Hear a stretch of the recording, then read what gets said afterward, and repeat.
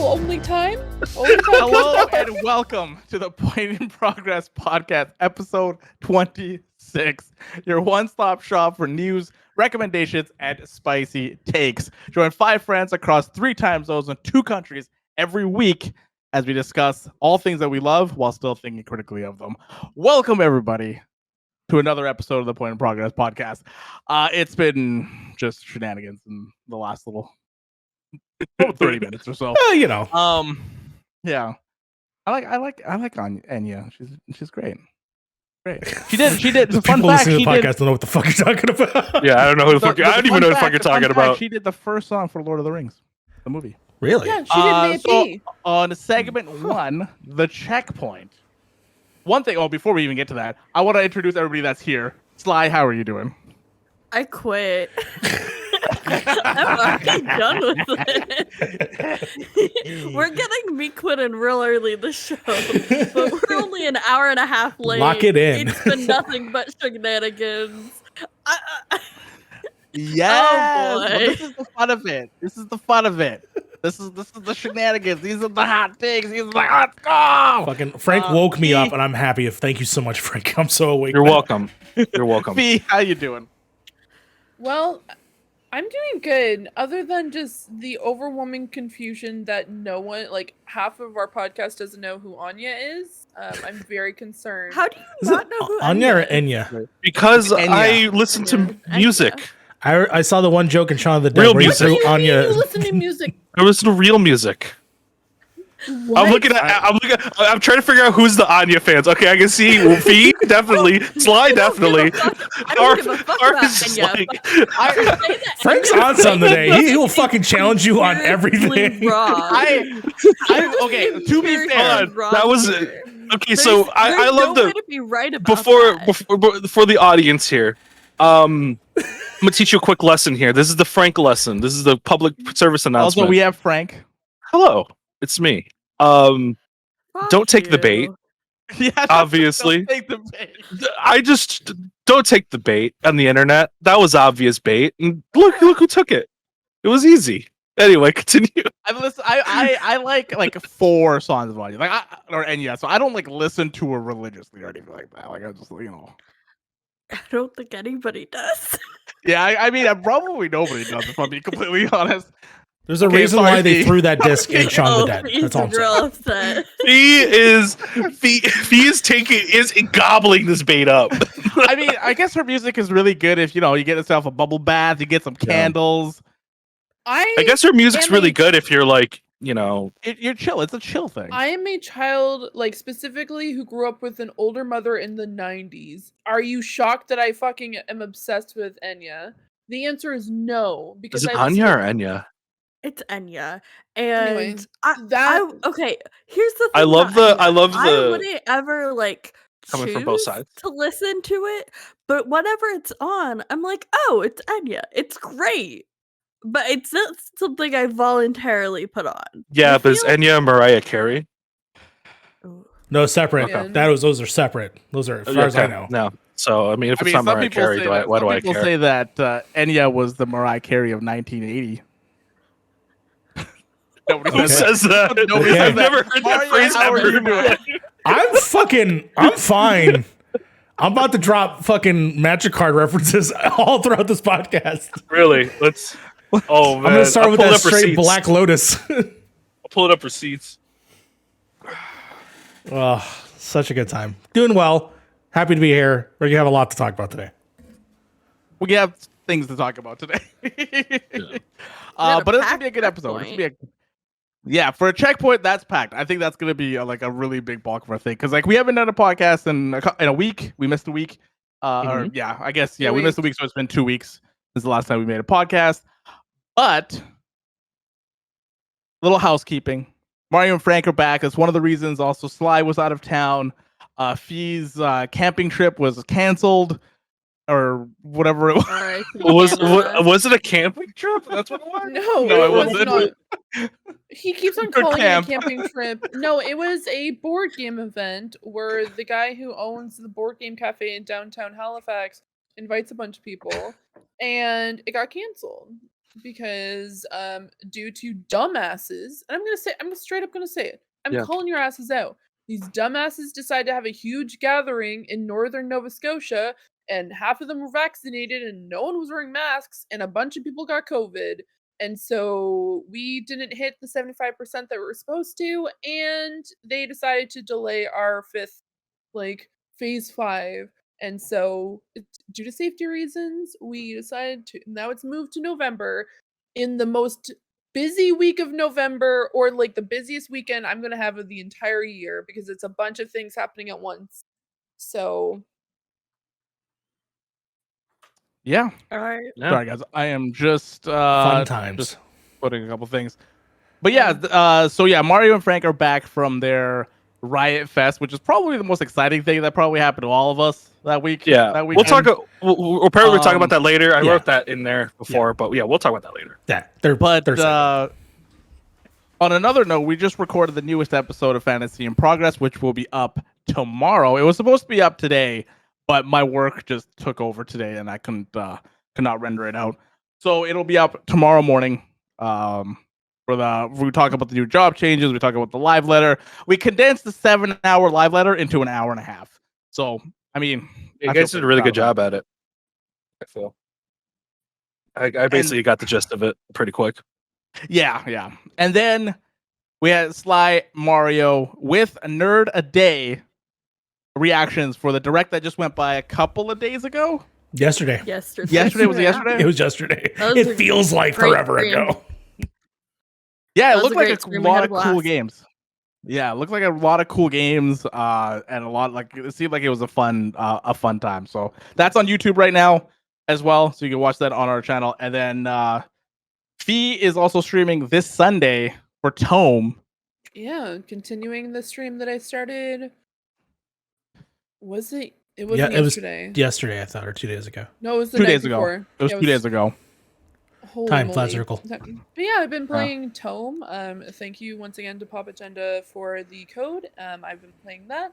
It's been a lot of fun. And I wasn't though I will admit, like, games like that usually stress me out, and I know a lot of people are like, it's a really calming game, all you need to do is go around and trying to find photos, and here I am like, I need to get all of the photos, I need to figure this out now, and I need everything. Why are we completionists? Right? It's the worst. This It's is what the happens. anxiety. Yeah, the straight anxiety. It's a problem. It's a problem because every game that because I'm going to be playing Kenna this weekend, and I am scared because I'm going to be playing it and I'm going to like it, which I'm not scared about. The one thing I'm scared about is that I want 100% the game when I play it.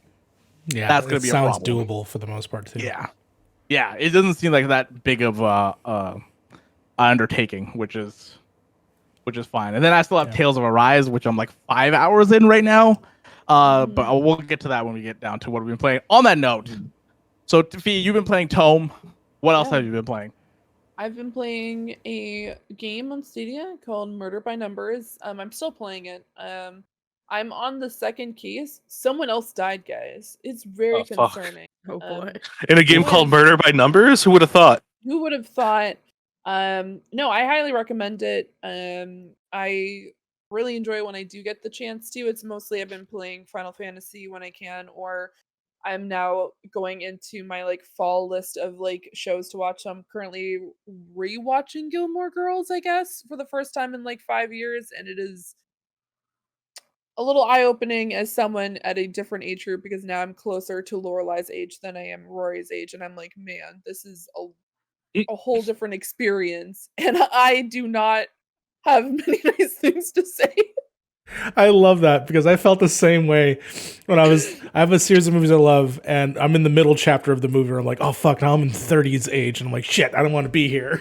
Hey, first of all, I'm not in my 30s. I want to just put that down. I want to like please. Oh, but you have a kid already, right? Wow. No, I do not have a kid, but I can understand. Hera's basically a kid. 2 kids. I mean, I do have 2 kids. I mean, yeah, Only crazy. parents go to camping trips, okay?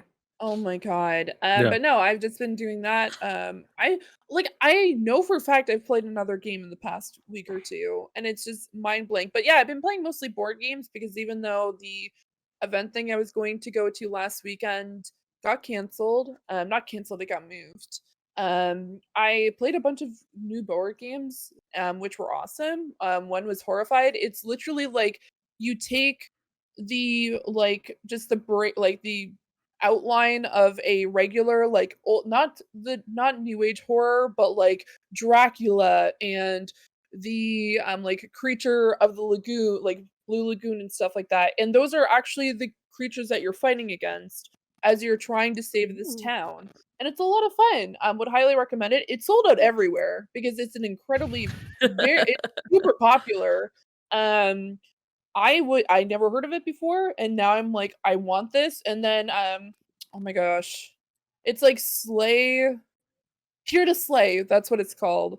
It's a small board game where you're just trying to you take the most adorable creatures, like literally the most adorable things, and they have like bards and art like magic spell users, and all the bards are squirrels, and these squirrels have like one of them is just like it exists. He just like you put him on the board and he's just there. It's just like he's sleeping. It's like sleepy something, and he's just asleep the entire time that you're playing this entire board game, which by the way is a card game.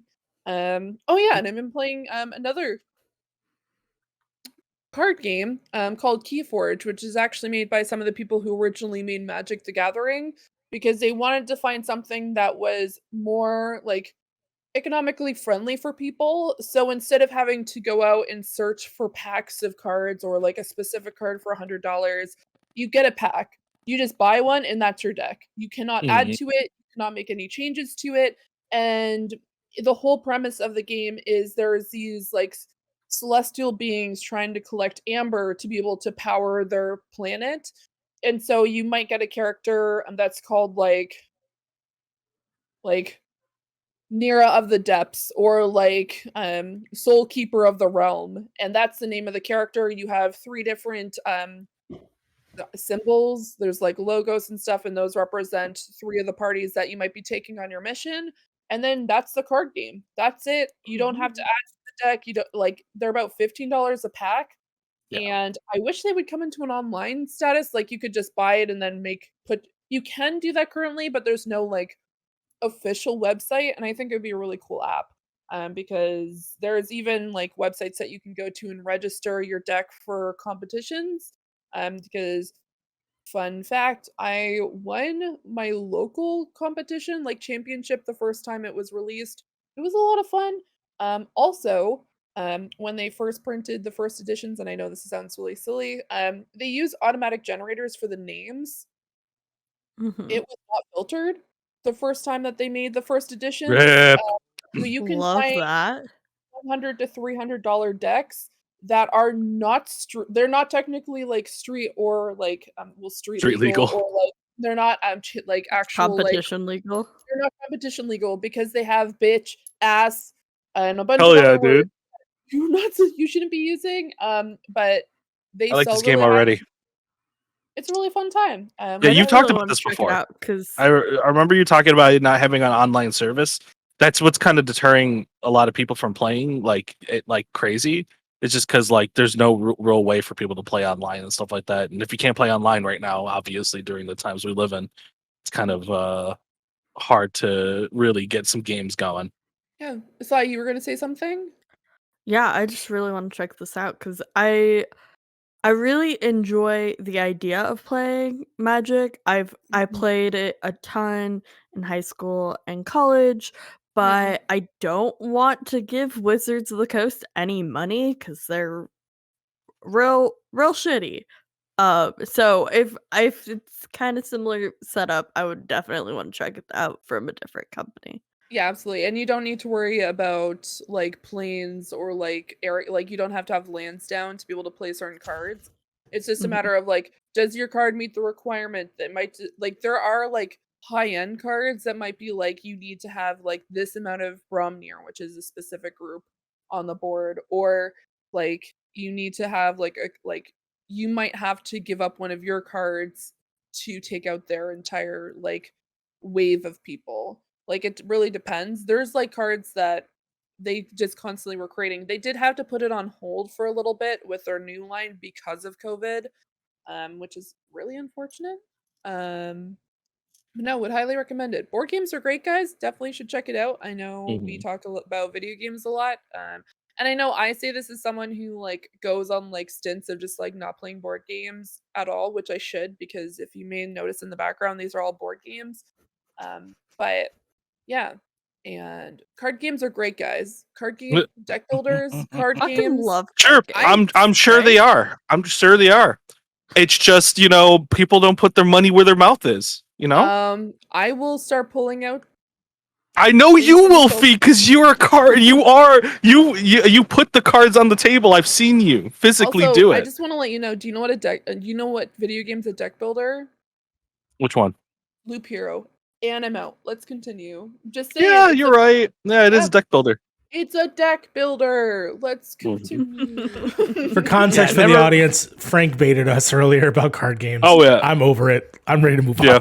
on. Yeah, I'm ready to fight. that's true. Okay, show me your recently played card game on a video game console. Loop Hero.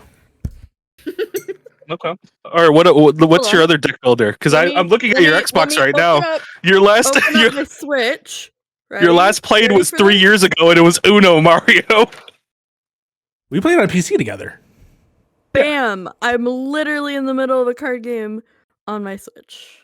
Was that? Did you just open that? No, she I was in the just middle of the opened my game. Switch. yeah. Just turn the switch on. Okay, enough. Move on. We gotta show the queue. Frank, what have you been playing? I've just been playing. I finished Deathloop, and finally after 40 hours, it's a great game. I recommend everybody play it. Writing up a review for it right now for PiP. And then basically just some Project Zomboid. I've been kind of keeping it chill this week. I haven't been really in a big gaming mood. Like I want to play something like super crazy, so I've just been kind of playing stuff that's familiar. But once next week hits, I'm gonna probably get back into the swing of things again. Riot Fest has kind of jarred me a little bit in terms of just like my sleep schedule and everything, so it's been kind of hectic. It's fair. So you're all done Deathloop now, right? So Yeah, I don't really. I've explored most of the areas. There is some stuff that I haven't explored yet, but I'll be honest, I don't think it's gonna be pertinent to the ending or like the grand scheme of things. So I'm not gonna go for it right now. yeah. And since I'm playing on Steam, there's no real point to going for the platinum or anything like that. So just kind of. That's fair. That's fair. All right, Mario, what have you been watching / playing? I've been a very busy boy, especially these last couple of weeks. So I'll try to be brief on some of them. First off, we're getting into the scary season. I already started my subscription for Shudder back up, so that way I can watch some good movies. And I want to talk a little bit about little James Wan, who's obviously the creator behind the Saw series, Insidious, The Conjuring, Aquaman, and has done quite a bit. Dead Silence, which is actually a really fun movie to watch. He's got a new movie. This is basically, if you gave James Wan fuck all money and just do whatever the fuck you want, this is a fucking crazy, dumb, silly ass, awesome movie called Malignant, which is a giallo film, which is usually an Italian sort of like drama horror movie that has a insane twist that I do not want to spoil because the second half of the movie is bonker billies silly. And it begins a little rough because you're sort of just like, oh, if this was any other person doing this movie, I would turn this off because it's silly and bad and like really off-putting and like there's like real serious themes happening like in the first like 2 minutes and I'm like, I don't want anything. However, it immediately gets paid off in the James Wan way.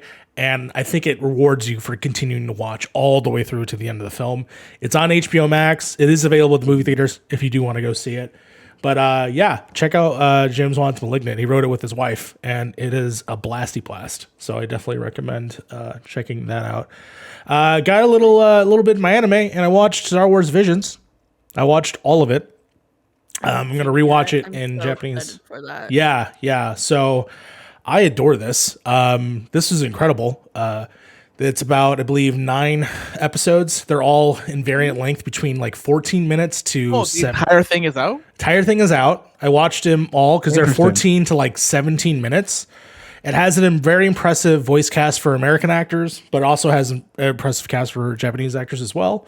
And every short is its own vision in Star Wars and their own take. And there's so many in there that I love that I wish would just continue on and just be a series in itself. And I think they do such a good job of putting you in the middle of stories and allowing you to speculate from there. And I think it actually does a better job than what If is doing, which What If is heavily tied. It's funny. What If is heavily tied to the MCU, and this is heavily tied to Star Wars, but they're allowed to break and make rules up. And I think that's what makes it fun versus What If, which is you have a canon of 26 or odd movies and TV shows that it sort of fills in the gaps because you know those things. And so when it like goes like sideways on certain things, it just feels off sometimes. But I know what you mean by that, because it's like, at least like with the original What If comic books had like years and years and years of stuff to draw on, so you can technically go anywhere you want to. Whereas like at the MCU or this new What If is more just like it's really heavily tied to the MCU, so you can't really stray off the beaten path too hard. Yeah, because they kind of have to go with stories we know and then branch off of that instead of stories that they've never talked about. Because the normal person that watches MCU movies won't know what they're branching off. They could take any story. Yeah. Like if they just make a Wolverine story, for example. It's right? like, but Wolverine isn't in the MCU, so he's not in the MCU, point? so that has to play on the rules that you already know and characters that you already know. There's a lot of good stuff about What If that I like a lot, especially how it mixes characters that you don't normally see together. Like for instance, Killmonger and Tony Stark. You'll never see that in the MCU, but you get to see it in this show, which I think is really cool. But to go back to Visions, 100%. I laughed. I cried. I had a wonderful time, and all it took was like 14 minutes. And the voice acting is incredible. By the way, David Harbour does a excellent Jedi voice. He sounds 100% like Harrison Ford. So please, if there's an Indiana Jones cartoon, just give it to David Harbour as fucking Indiana Jones. He's incredible. But yeah, definitely yes. I had a question. Yeah. Mostly because it is anime enough to get onto myanimelist.net, which is like pretty big, because Castlevania is not on there. Wow. So that's weird. Well, I mean, I guess because this is made by like Japanese studios, so it has to be anime enough. There was a lot of people who were giving it like 8s and 9s and 10s. Yes. But there were some people that were specifically saying like certain episodes kind of paled in comparison to certain episodes because of just like either story plot or just overall action sequences or how it was specifically played out. I think I haven't even watched it, but I know like 1, 4, and 7 people were saying were like really strong, and then some of the other episodes kind of like paled a little bit. Sure. Did you feel like it was pretty consistent even though there were different animators and different stories, or were there like specific ones where you're like, okay, I could kind of see it? Well, in this series, it's a variety bag. So, you know, you can go into the next episode and it's not going to be the same thing as you just experienced. And I think that's good. I think the only through line throughout the whole thing, and I don't know if this was the directive of the first season, I do wish they stepped away a little bit from the Jedi. Because it's every episode feels like there's something to do with the Jedi. And I kind of wish that it would just be like, well, what about the smugglers? Or what about the bounty hunters? Or what about this? You know, like it always seemed to center around that. While it stays away from majority of the episodes, stay away from main canon characters, except for one episode, which has the cutest version of Bit Fortuna I've ever seen in my life, which is Jabba the Hutt's like dude with the fucking thing. Yeah. But otherwise, I think that you can have favorites, but I do love that how differently inconsistent the different art styles are, and I think that's a more of a positive than a detriment. You can go from being crazy like kid anime to very serious stoic like samurai stuff to all of a sudden like one looks like if you did like a Mega Man cartoon, like it looks like Dr. Wily and all that, Professor Wily and all that stuff. Like it looks so different. There are definitely ones that I think are better than others, but that's just because of personal preference. But I'm sure that the episodes that I don't like, someone will. And I think that's what is strong about the show. And so if they do a season 2, As much as I'm like, please continue the stories, I rather them not. I rather these just be one little pieces that play out in my mind. Very similar in how like, old Star Wars cartoons, like the guy who created, I believe, Samurai Jack and the Powerpuff Girls. He had, the Clone Wars. That's now on Disney Plus, so you can enjoy it. It's not canon anymore, but it's its own thing that you can still enjoy. Yeah. So that to me is like, this is just a part of that. It exists in the world that you love, but can tell so many wild stories, including people on top of Death Stars who clearly can breathe in space. Like it does not fucking matter. Yeah, these are very much legends. Yes. More like. Yeah. And that's everything I love about Star Wars. Like I love the feel of like other people telling stories and passing those down. Like that's the vibe I always want from Star Wars. The one criticism that I saw, and it was so stupid, someone posted a comment about how like, I just don't want all this Japanese influence in my Star Wars. And I'm like, dude, have you not watched Star Wars? That. Are you stupid? Have you not watched Star Wars? Not know what Star Wars is based on? That has to be by far the dumbest comment I've ever heard. Oh my God. Of somebody trying to criticize something. That's the only thing I saw about it, and I was like, "Really, dude?" I was like, really? "What are you talking about?" And there's a great TikTok of a girl like just like breaking down the shot for shot comparisons, and like it's that has to be. No, it's someone. Trust me, you can't be that stupid. No, you can be on the internet. Trust me. Oh my God. But yes, the last thing I just want to talk about briefly, obviously, is Kenna Bridge of Spirits. I have played it. I love it. It is wonderful. I think it's better than Ratchet and Clank, which is crazy. But hear me out. Hear me out, though. Okay. Kenna Bridge of Spirits hits the feels of what I want in those platformy action games, while Ratchet and Clank is just not my thing in terms of how jokey everything is.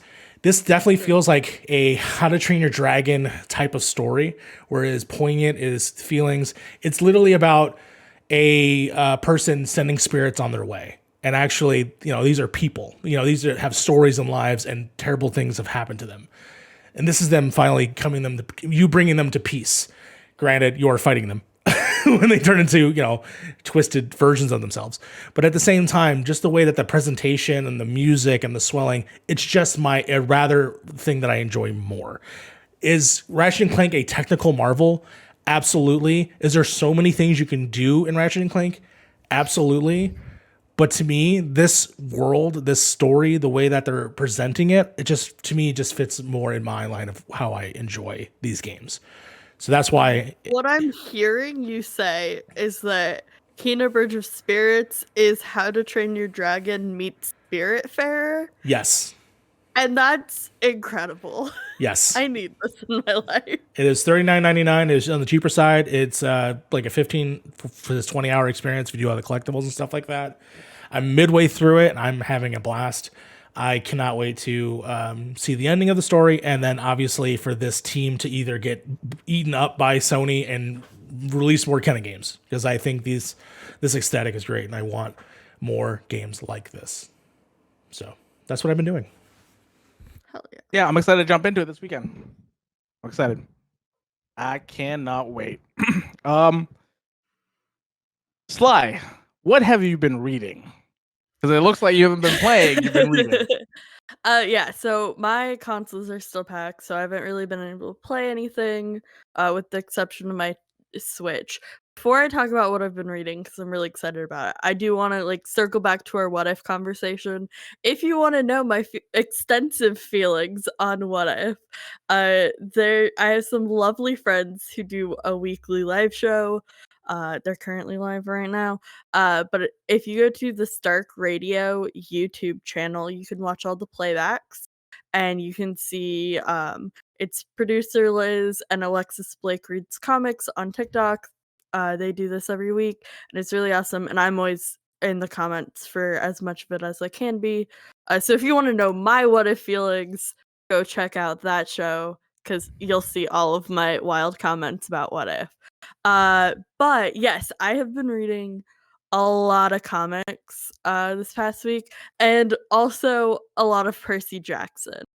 Percy Jackson's a shit. So I read the first series when it came out, Yeah. and I liked it. I didn't get super into it, and then now there's a podcast coming out that I'm really excited about that's going over Percy Jackson, so I revisited it and then started Heroes of Olympus. I won't touch too much on that. It's I haven't decades started old. the new. Read I haven't Percy started Jackson. the. I haven't started the new series. I know they Good. have a big giant time skip, and the characters are older now, and then there's like new characters and stuff like that within that series. I stopped at the end of like wherever that first kind of like big initial arc ended, like that, like Percy Jackson getting to I like was the that same. his Yeah. end thing. Yeah. I only read Percy Jackson and the Olympians, the first 5 books. That's all I had read previous to this. And now I'm starting the second series, which is Heroes of Olympus. But for comics, I've been reading. My list is giant. I always want more comics. Give me all your recommendations. But I read through the Tales of Suspense for it's Hawkeye and the Winter Soldier. That was really fun. And then Marvel Unlimited recently came out with the newest update they did. They've been doing a Infinity series, which is digital only on Marvel Unlimited, and it's a bunch of like short run comics kind of reintroducing a bunch of characters, especially ones we know from the MCU. And stories are just fun, beautifully drawn. I had so much fun with those, reading like the Captain Marvel and the Black Widow, and just all of those have been super fun. So I've been reading those, and then I'm going to start, I think, Silk Zero next. So I've been really excited about that. I also want to say fuck you, Frank. Card What's games up? are great. All right, And that's fine. the Voice of Cards demo, Mhm. I played through all of it today. It was super fun. The art's really pretty. I really liked the mechanics. Is that the game that you showed earlier? It is the game I showed earlier. Oh, That's okay. So you don't currently have open any on other my games Switch. on that? What was your other recently played game on that Switch? Huh? What was the next one up? They have On my time played on there. Switch? Yeah. I haven't touched my Switch Okay. in months. Well, what's your next played game there then, huh? Oh my god. I didn't know that was the card game that we're talking about. Yeah.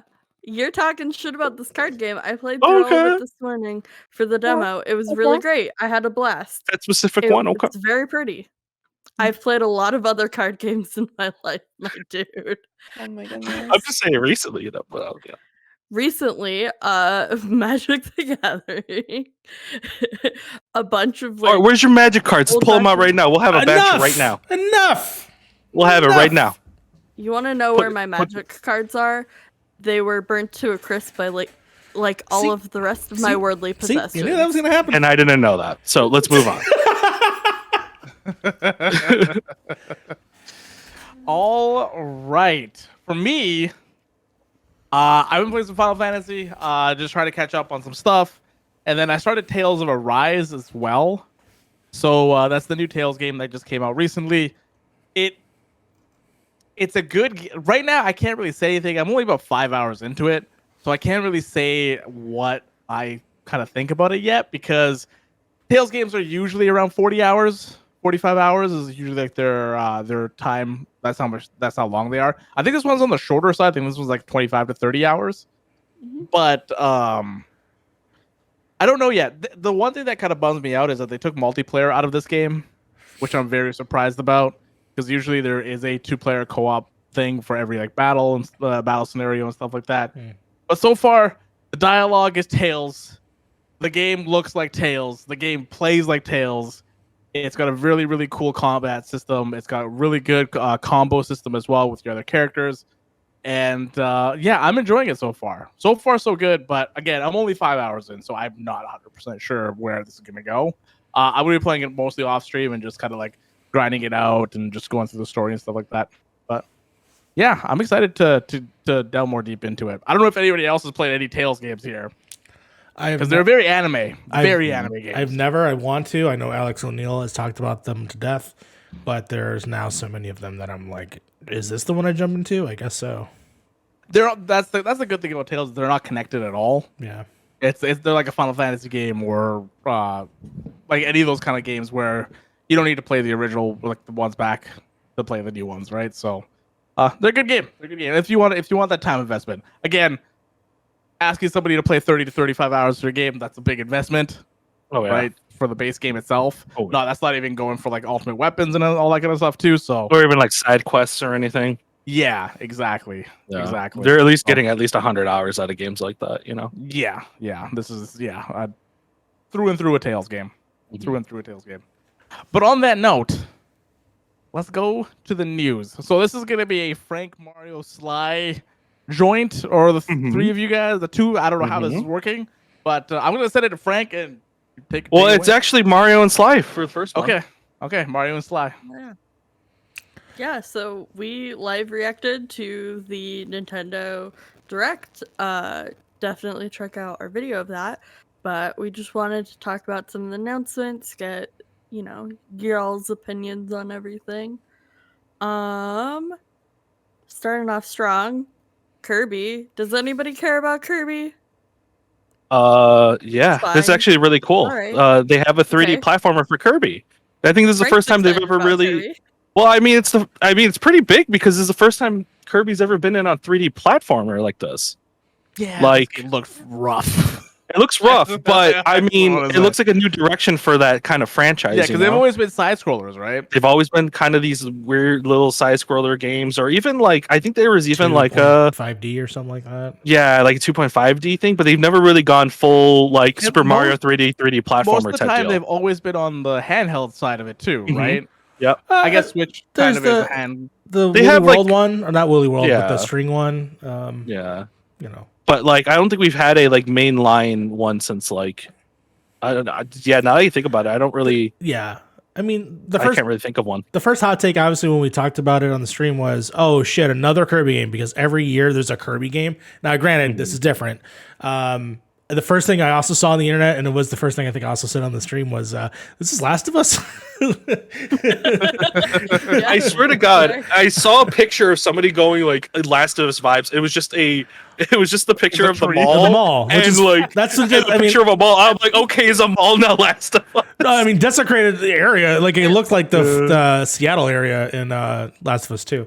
But I just as a funny observation. But this is cool. But at the same time, I'm like, yes, for Kirby fans, go for it. You have your Mario Odyssey now. Enjoy that. Yeah.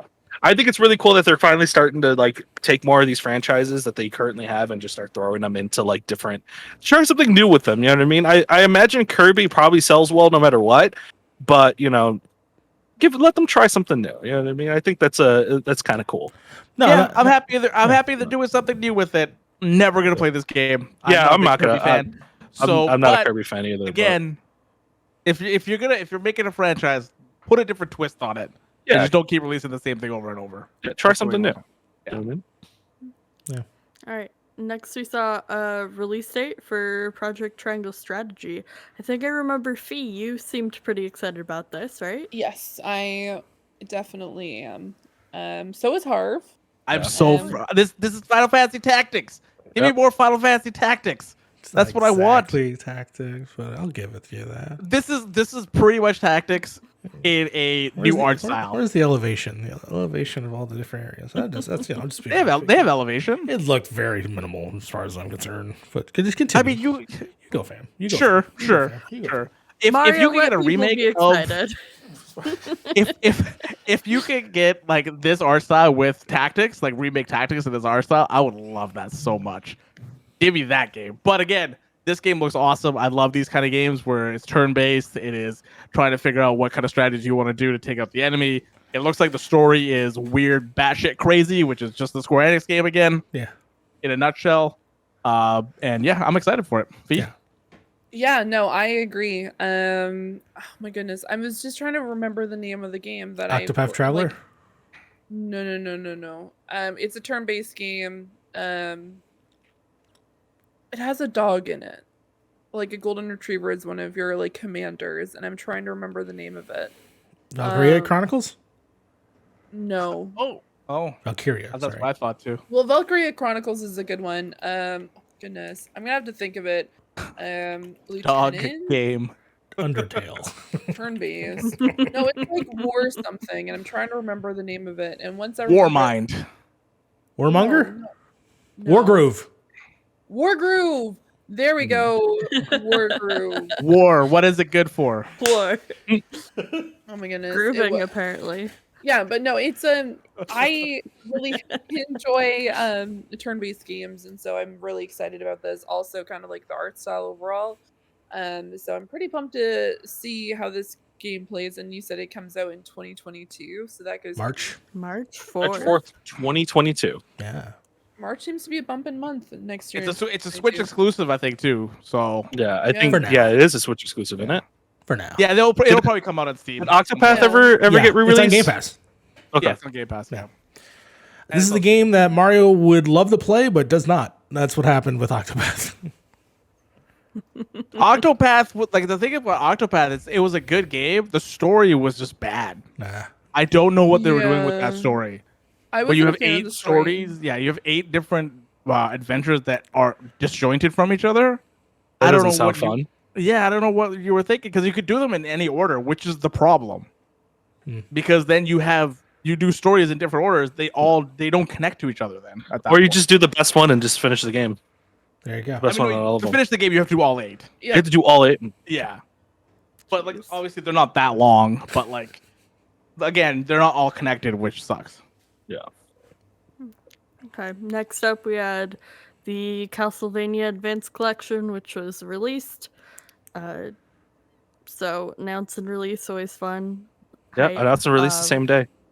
Yeah. I remember Mario Maybe talking exactly. about actually when we were having a Castlevania conversation, talking about if the advanced games were available for people to play, and I said no, and it's a shame because a lot of those games were really good, and now they're available. I recommend Now if it's people in the can play 'em. collection, Circle of the Moon, really good game, I believe that's there. highly recommended. Now it's up to the DS games. Yeah. Or a new Castlevania game. That too. That could be great as well. Oh, that's a pipe dream at this point. I mean, I would just say play Bloodborne if you're gonna play another Castlevania game. But Yeah, actually, I would argue Bloodborne's more of a Castlevania. like that is a more modernized Castlevania game. Right Like at post Symphony in the Night, unless you're playing on a handheld, there is no real Castlevania game. I will fight you on the Lords of Shadow series because I do not like them. Fair enough. what about Bloodstain? That is it's weird because it's technically an homage It's the same made dude by that somebody made who made the game. Castlevania. Yeah. It's fucked up when you have to live a life of like, oh, I created this beautiful franchise and I have to make an homage to my own franchise. Well, It's the same thing. What happened to Keiji Inafune that For- made with Mega Man. Mighty Number 9, I think it was. To me, it's when Sam Raimi was like, all right, I'm not going to do Evil Dead 3. Instead, I'm going to do Army of Darkness, which is just taking the original character and stuff from that movie for the second movie and put it in the third movie. It's totally different, but also the same. Yeah. We got also another remaster for ActRaiser. ActRaiser Renaissance was announced. Look cool. Never played this game. It's I cool. actually might jump Yeah. into it. To be honest, I've never played it. I don't remember it. I know it was a classic game. I just don't remember what it looks like. honestly, it's shocking to me that this was a classic game because it looks like something that would have came out a couple of years ago, both being like a side scroller and like a populous game of like building out your world map. So I'm like, oh, that's kind of cool that they had something like that so early on. So good on them. For sure, that style definitely came back recently, so Yeah. it's timely. Cool. Good to see. Metroid Dread releasing October 8th at the same time as the Switch OLED, so it'll be interesting to see how that utilizes all the souped up Switch capabilities. I want to make a statement. I remember when the first Switch came out, and I said if they make a new Switch, I will buy them every time. I bought the light Switch. I will not be buying this OLED. It's just too similar to the original. Don't buy it. Don't buy it. If When you the like, Pro unless you comes out- really, this is going to be a small hot take, but unless you really need that OLED screen, you're not getting much out of the new. I barely touch my Don't Switch be as it is. stupid. I barely touch my Switch as it is. I played No More Heroes last night just because it was cheap and I bought it on my Switch Lite. So Yeah, wait till Nintendo actually, puts some real effort into a re-release and then pick up that one. when I'm 40, when you're 40, it's going to be a Switch 2 at this point. It's been too long. Yeah, we also got Chobo GP, which is a racing game, announced. Racing games are fun. I probably, unless I have a lot of people who are playing it, I probably won't play it. But How about for you Final Fantasy games are nerds? fun. They were like, we can't put Final Fantasy character, let's put Chocobos in there. Yeah. Apparently, you it got plays like Mario Kart. You got your Gilgameshes, your White Knight, or White Mages. Yeah. Apparently, it plays like Mario Kart. It's the Final Fantasy Mario Kart game. Just give me another goddamn Mario Kart. Where the fuck is the next Mario Kart? That's all I want. Bro, everybody already bought the deluxe edition. You know what I mean? They don't need to buy it. This one, that I can't just get another goddamn Mario Kart game. Nintendo already fleeced us with deluxe edition. Okay, they don't need to make another one. Don't bring out these fucking knockoff Mario Kart games. Give me a goddamn Mario Kart game. I mean, at this point, what they're gonna probably do is just take all the detective/murder game video games that are on the Nintendo and just have a racing game. It's gonna be Danganronpa. Oh, dude, I'd play that. I'd play that.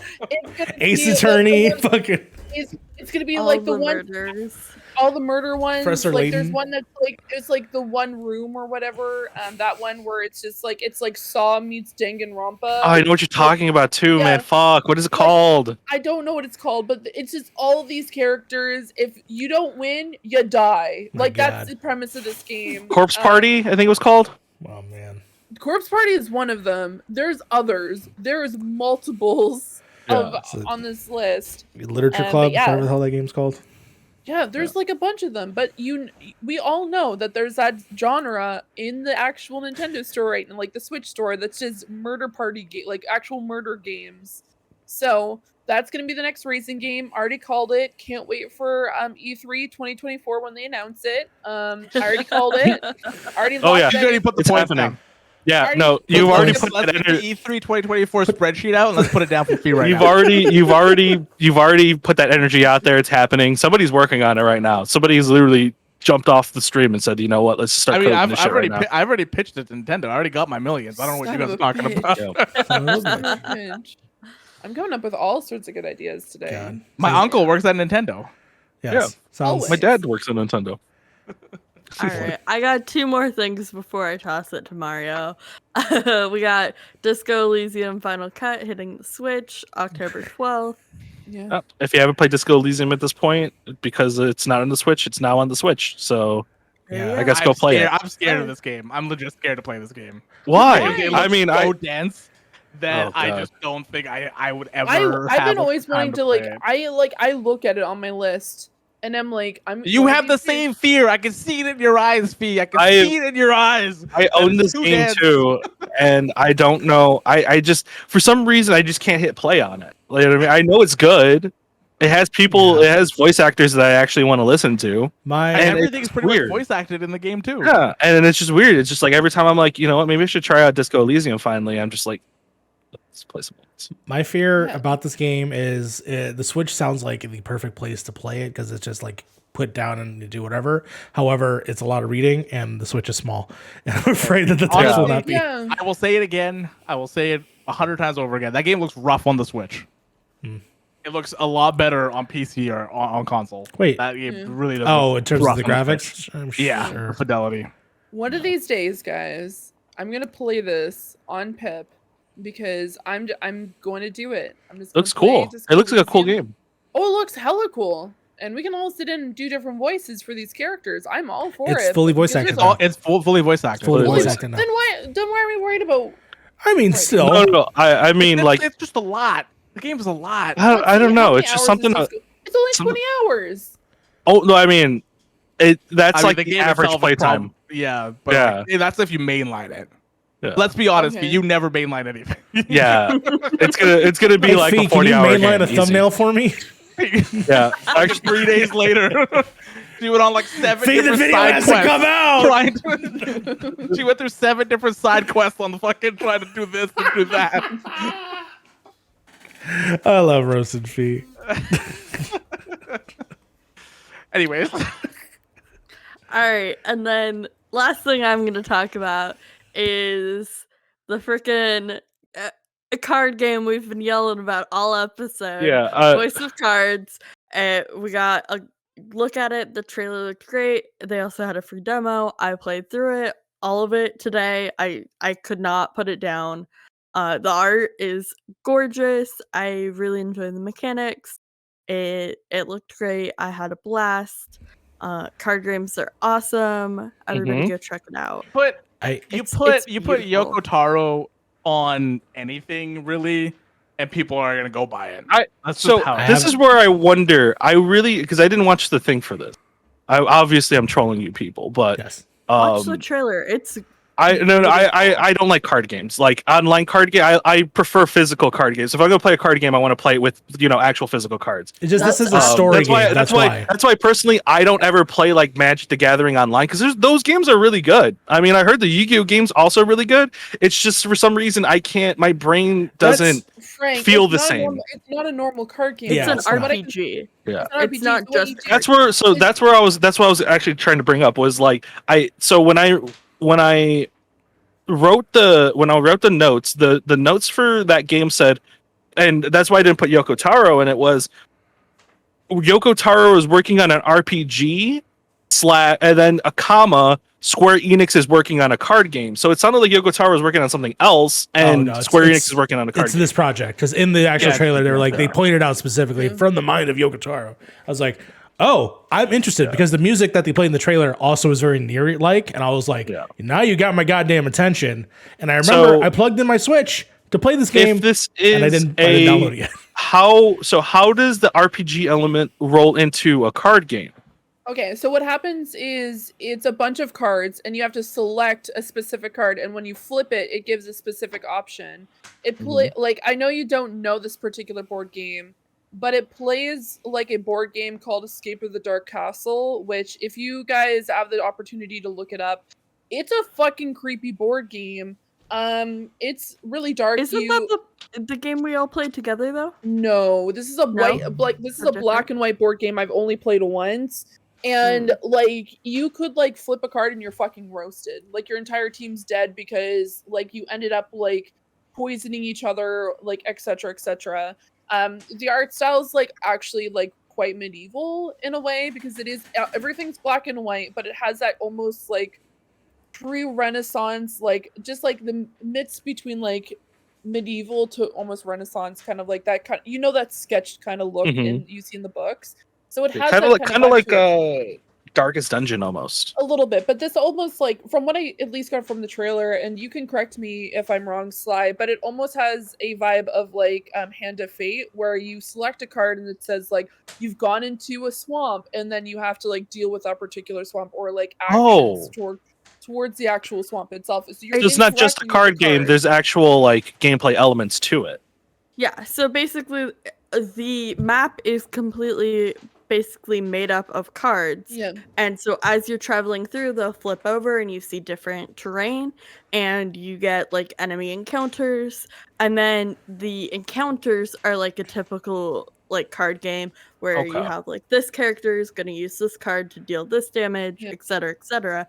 But you're jumping around the board, which is like made up of like cards, to like do different stories and like complete different quests for people. I had a blast. It's really pretty. I absolutely in love with the art, and so far the story is really engaging. I got one more question. Yeah. It's a Yoko Taro game. Is there any butts? Not yet, but I can. Then I don't want to play it. Nope. Here's the thing. I'm already out. I'm already out. You already lost me. It's only a demo. Well, if there's no butts in the demo, what's the point? Because you have to wait for it. You can't ask for the. Yeah, you got to work up. Man, you got to work for the butt. All right. What the fuck, Frank? Okay. All right. If this full release does not have giant butts, I'm not playing it. Oh, I'm gonna play it anyway. A lot of abs. So I can imagine there will be a lot. Is this the new Yoko Taro fetish? Is the abs? Could be. The abs are really popular right now. Actually, believe it or not, I mean, abs are super popular right now. Abs are the stomach of the. I don't know. The butt's the stomach of the butt. Wait, I don't know. That's a clip, baby.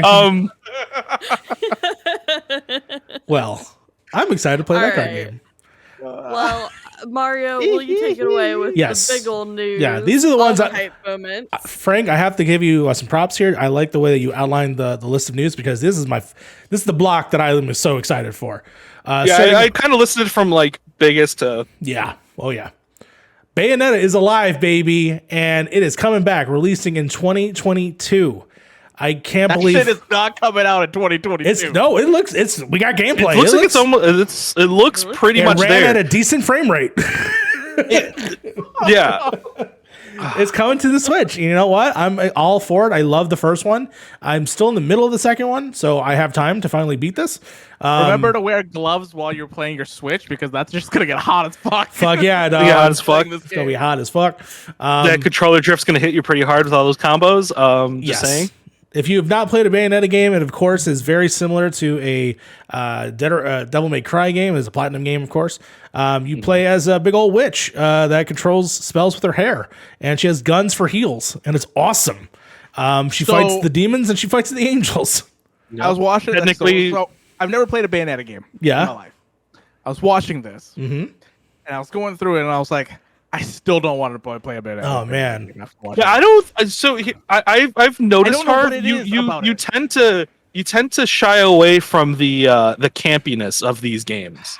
I noticed that when Devil May Cry, when you were playing Devil May Cry, like when the campy stuff happened, you were just like, "What the fuck is going on here?" It feels weird, but again, maybe I think it's more of a me thing than it is anything else. This is just me in the general. So like, I feel like the two elements of like the campiness and then the game, for me, they clash too much. Yeah, I can see that. I get what they're trying to do. I get what they're trying to do. Yeah, I really do. I can see that because a lot of people want because you play Bloodborne and you want that kind of or like even like Neo, where you want like really good gameplay, but you want the gameplay to kind of match the tone. Yeah, of like on the ground, story. boots on the ground, like feel the weight of things. This is I'm flying around and fighting with my fucking hair, and I'm turning my hair into a kaiju. Yeah. More like No, it's more Beta the just theme. randomly It's the starts theme. K-pop dancing. Yes. In the middle of a fight. Like 100%. that's what I'm talking about. Yeah. Yeah. You know, Or like Dante randomly doing a Michael Jackson dance in the middle of a fucking Yes. or something like that. that's a real. That is a thing that happens. So I'm pumped for Bayonetta, and if you guys haven't tried it, Bayonetta 1 and 2 is available on the Switch as a double pack. I do wish this was coming on any other system though. I really do. Understandable. I wish it came on Steam. I wish it came like on at least PlayStation. Give it to me on PlayStation. Sure. You But can I play know- the first one on PlayStation Yeah. because they got remastered. Yeah, I think the first two are on Steam. too. It just sucks that it is on the Switch. And Oh, we'll get it eventually on Steam. One day. The maybe. first two showed up on Steam, so Second one did not. the second one's not on Steam. It's because it's produced by Nintendo, I believe. Oh, It's, really? it did and I not. think this one's also produced. This one's by definitely Nintendo. produced by Nintendo Oh, as well. So there's a high chance that you won't get those ones. But hey, the first one's out, and you know enjoy it. That's how I played it on the 360. Yeah, we've had weirder crossovers. Yeah, who knows? Right? Of Speaking Nintendo of randomly crossover, doing that. Speaking Yeah. of crossover, the end of the trailer, they show the year 2022, and then there's a slash, and there's a character that shows up, and it's not made clear who it is. However, Frank, it looked a little like Virgil. Wow. I'm gonna while you're looking at this next one, I'm gonna look it up and I'm gonna. I Look it up. legit I thought Frank would see this and he'd kind of freak out because it kind of looked like a Devil May Cry character a little bit. Yes, which is something that's been people been wanting for forever is in the crossover. I told this to Mario and Mike from 61 Indie that I don't watch trailers very much anymore. Like I'll know about a game coming out and stuff like that, but like trailers aren't really representative of games anymore. You know, like they're like how you start a you're- podcast long fight with us about card games by not watching the fucking trailer. I will say, that should have yeah, already been the red flag right there. I will say for sure, if it's something I know I'm going to be interested in, I don't want to see anything from. I agree. And that goes for everything, like shows, movies, games. If I know it's going to be something I'm going to watch or play anyways, I don't want to see a single thing from it. I don't care. I know I'll like it. Like, I don't want to watch anything. I do love the directs. I do love the showcases because we get shock announcements, and we're going to talk about that near the end of the segment. The thing, I think Bayonetta is different mainly because like we finally know that it's a thing again. Because like when the last time they showed it what 2017. That was the first. Until- Hot minute The first ago. official. Yeah, that was during the Game Awards. That's when we saw it. Yes. And now I think this trailer had to happen just to refresh. Well, to be fair, that this game is happening. To be fair, everyone kept asking the creators, and they were like, yeah, it's good. It's done. We're just waiting. And clearly they were waiting for this. And so it just made sense of like, okay, great. This is finally going to be spaced out. It's going to be the same thing when Metroid comes, when the new Metroid comes out. Not this one, but the next one. The next one. Prime. Yeah, for sure. Yeah. It's going to be one of those things. It's got to be ready. We got to see a trailer. The only one they don't fucking listen to that rule is Zelda. They're just like, we're going to keep showing it to you until it is finally out. Yeah. But moving on. This is also now the second time we've seen Splatoon 3 releasing. Yeah, it has a full title this time, I believe. I didn't write the full title in the notes, but it has like an actual, I don't know what that is, like Aliens or some shit, but Splatoon. All right. I like Splatoon. Yeah. The music's great. I want to squirt stuff with paint. That's what this game's all about. Yeah, painting things. 2 actually had a fun campaign, so I'm just excited for more Splatoon campaign stuff. To be honest, right now it just says Splatoon 3. That's all it says on the Nintendo. There's website. Like a DLC or something called like something of the Aliens or some shit. I don't know. It looks weird and fuzzy. One? No. It's from this trailer. It's from this trailer. Oh, because on the Nintendo website it just says 3. It could just be that, and there's some DLC thing that's like fucking. Return to the Mammalians. Mammalians or some shit. Oh yeah, right there. Return to the Mammalians. Yeah. I don't know. So, what did you think when you saw the Connect the Modes theme? So, okay, I got you. Haven't played Splatoon. It's not really up my alley. It looks great. People seem to really enjoy it. I am happy about that. I'm glad people are enjoying it. I'm glad that, people who like it are getting more of what they like. But it's just not my thing. Yeah, fair enough. Anybody else interested in playing Splatoon 3? Never played a Splatoon game. Never probably will. Fair enough, enough. my Switch is not working. So that is true. That is also true. I can't connect online to it. Splatoon just never really. Splatoon never really grabbed me. That's fine. Being completely honest. Yeah. So that's cool. Fix your guys' Nintendo Online. That's all I gotta say. Yeah, make it so I don't have to hack my Switch. Speaking of Nintendo Online, the fucking most hype news of the week. They're gonna expand it. I have thoughts about this. Good, but also I'm very excited about it. Yes. Mm-hmm. So they just said, "Hey, we're gonna make you pay more for online if you want. We're gonna have an expansion pack," which was cute because they have now are going to be including, and he said 64 titles. So I'm very excited about that. 64 Nintendo 64 titles will be coming to the Nintendo Switch online platform. But the biggest plot twist, in my opinion, which was the WCW being bought by WWE, fucking Nintendo is also going to include Sega Genesis games as its own service. And that was the biggest heel move I've ever seen. Fuck yes. I am so excited to play all of these dumbass games for 5 minutes and never play them again. However, I was going to say, this is where the problem lies. However, who wants to get their booty clapped when we play some N64 Mario Kart? Because it is say that online. Right now, but keep that same. Hell yeah! I'm keeping that same ass energy. I'm keeping that same energy. When you get a Switch that has online, we're ready to go. Oh yeah, keep that same energy. Oh, you're getting your ass kicked. We already know. You're getting fucking whooped. Mario Kart 64 online 4-player. I used to chill in my back in 8th grade and like back in 8th grade, like late high school years. We used to chill because my teachers were just fucking checked out. They didn't give a shit. You know what I mean? So I used to bring my laptop to school and we used to run 4-man fucking Mario Kart 64 parties, controllers and everything on my laptop during school hours. All right. So I am prepared. All right. I don't think you're ready. All right. I am literally the Vin Diesel of N64 Mario Kart, motherfucker, okay? And you're gonna end up like Paul Walker. You keep that energy up. Oh, too soon. Too tsunami. Whoa, too tsunami. No. It's been like you need a timeout. Like 10 years. Hold on. Cut, yeah, and high school was fucking 10 years ago. I will say, I will play. I will get very drunk, and I will get in last place every time. And that's the only way I'll play. But I'll play with you guys if I could get really drunk and be in last place the whole time. Well, I need to get it. I need to get to acquire a Switch. I can online. There is local and online co-op. Yes. So you two can play on the same Switch and have other people join you online as well. So we will have a Mario Kart night. There you go. Yeah. I love Mario Kart. Mario Kart is one of my favorite Mario franchises. And Mario 64 is pretty much all we played during elementary school up to pretty much elementary school was just all Mario Kart Yes. for me. So I'm so excited for this. The only problem, like what Mario said, is that we're gonna play these games for a night or two, and then we'll be like, we're out. Yeah. Yeah. That's why I want to Yeah. play Ocarina of Time again. I'm gonna play it for one day and be like, all right, I'm out. But That's what I like about that, though.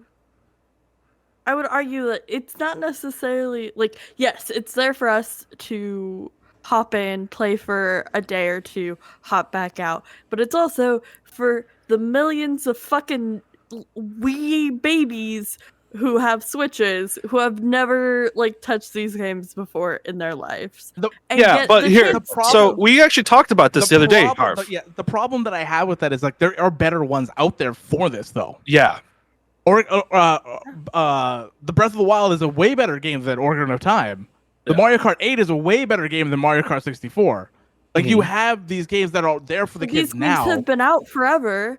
I would. And if you've played through all of Breath of the Wild and loved it, there's no, we don't have Breath of the Wild 2 yet. So they my can go back. thing, my thing on this is not that. So Harv's got a point with there is better games out there. My thing on it when we talked about it the other day was that people tend to remember these games very differently than how they play them. Like I go back and play a lot of my old games, and 9 times out of 10 I play them, and I'm like, doesn't control very well. This doesn't really, once you're used to a better control scheme or better layouts or even better ways of telling a story, it's very hard to go back to how we used to play these games. And like, for example, like if you try to go back right now and play Conker's Bad Fur Day, I didn't play it as a kid, and I would try to go back there and replay it and play it. And that game is hot dog water because everything is fucking inverted. Dude, playing GoldenEye again is a nightmare. It's a fucking nightmare. Yeah. Every one of these games on the N64 is a nightmare to play because 90% of them have inverted controls. So I love Super Mario 64. I love Super Mario 64. Yeah. Going back and playing it, that game for camera controls does not fucking hold up at all. It's so bad. And once you're so used to bad. that new style of how everything plays, it is very hard to go back. It is very hard to go back. I find it increasingly hard to play some of the older games that I currently play. I mean, games like Metal Gear Solid and everything, that I'm so used to it that like I can go back and play it at any point. You could But play it I 'cause can they understand when consistently people had that for years too. Yeah. And then I can go, but I can understand when I tell somebody, "Hey, go play Metal Gear Solid 2," and they go back and play Metal Gear Solid 2. It's like, what the fuck? I can't move the camera. It's like I can understand that. I can understand that now. I used exactly what Oda said too. The single joystick doesn't help with the camera problem. Yeah. And then then keep they in tried mind, to fix that with the C buttons Speaking to put that as a second joystick. Speaking single joystick controller, this also includes for online exclusive, you can get the N64 wireless controller, which I will buy day one. I'm gonna probably pick that. I want to And buy it too. Sega Genesis. I want to buy it for nostalgic reasons. Yeah, on that. Sega Genesis as well. However, did you also see that in Japan there's a very special Sega Genesis Mega Drive version that has 6 buttons, and I want that one too. The fighter version. Ugh. The fighter version's not great. I have a fighter version, like a real one, and it's not great to hold. I would not recommend it. It's not a fun controller to hold. Does this do anything for you, Fee? Do these games do Does anything? Echo the Dolphin do anything for you? I can play Echo the Dolphin on my Game Gear. I don't know. Like, honestly, I know a lot of speculation right now is there's going to be a subscription cost to this. Yes. It's not going to be free. No. It's on top of your other ones. You haven't upgraded. It's like Yeah. when you go from Netflix standard to Netflix, Or to go it's to like that. from PlayStation, like you get a PS Plus and then you get PS Plus and like yeah. PlayStation So Now. it's probably gonna be a regular like $10 a month probably for this. Which I is just- $5 for 2 different services for like a fucking 1,000 games. Not It terrible. works well. More Yeah. more Hear me out though. Just get a bunch of friends and get a family plan. That's true. That's what I'm on for my Sly, online. listen, I tried that. I tried that with Yeah. Harv. Yeah, the two of us. It did not work. Yeah, because nobody actually plays online on their Switch. I mean, most people don't really do it, I feel like. No, No, I don't know. mean- people do because of Mario Kart and stuff. Like Mario Kart, yeah. Kart is huge. Mario No, Kart. but is probably one of Mario the biggest Kart games. and Mario Party probably carry that whole service. Yeah, Yeah. It's just a very rare experience for me to play my Switch now. There are like certain things that are coming to Switch, or like at least changes, which I noticed that one of the things that were not even listed was the new changes to Animal Crossing, which is probably the most expansion. Yeah. Like honestly, probably out of everything that was listed, other than the card game, I'm not even joking. At The this announcement point, of an announcement. Was that in the direct? Yes. Because I didn't see that in the announcement. notes. Okay. Because this is an announcement of an announcement, and then there's an announcement of an announcement for the next Smash character. Yes. Okay. And Because I was so for confused because me- like I saw the expansion like news for the expansion, but Yeah. at least in the two websites I looked for the notes for this, they didn't mention it. So I thought it was like a separate thing. altogether. October 5th is the new Smash character, and then October 16th is the Animal Crossing stuff. Yeah. Okay. So like for me, that's like probably one of the most interesting things that came out of this direct, because it was a character that everyone really wanted, including myself, because your girl loves coffee. I cannot like handle a day without a good cup of coffee. So Yeah, having a today character- she was like on a whole different level. She's like, I'm bored. Should I just get another coffee? I was like, Yeah, just load up on coffee. Why not? Why not? Wow. Fuck No, it. why not? Fuck No, it was just a matter of like I understand the whole nostalgia of games. A lot of the games that are being released are games that I didn't even have access to play or have any sort of interest in. The fact that the ones that I was interested in playing, I usually just played an emulator, and so like Just the way to go. Honestly, Fee, I shit you not. The emulator way is the way to go. Somebody out there is probably fucking seething right now in hate right now. But hear me out. Emulators, you can invert the camera if you want to, and you can remap the controls any way you want. And you can use a PlayStation controller if you want to. And you can Or play an on Xbox. PC, so And I you can play it on actually PC. see things. Because honestly, like I'm wearing glasses for a reason. These are not for show. Trying to play on a Switch is a Oh, no. freaking nightmare sometimes. And like And- holding it. Like I don't like living I with it, can like, the attest drift. to that. I can attest. So like it's not a very comfortable gaming experience for me. Like if I want to play on something small, I'll just play on my phone.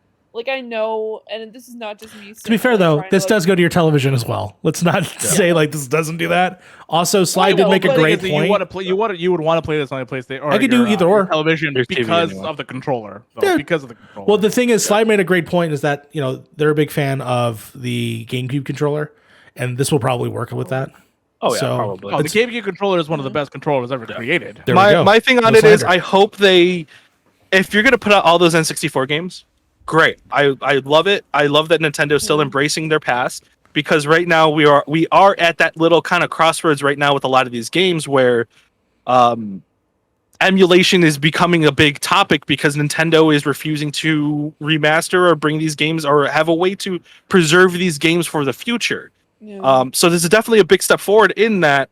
But if you're gonna re-release these games, you're gonna have to make them a little bit more modern than just porting them over and then using an emulator on the back end.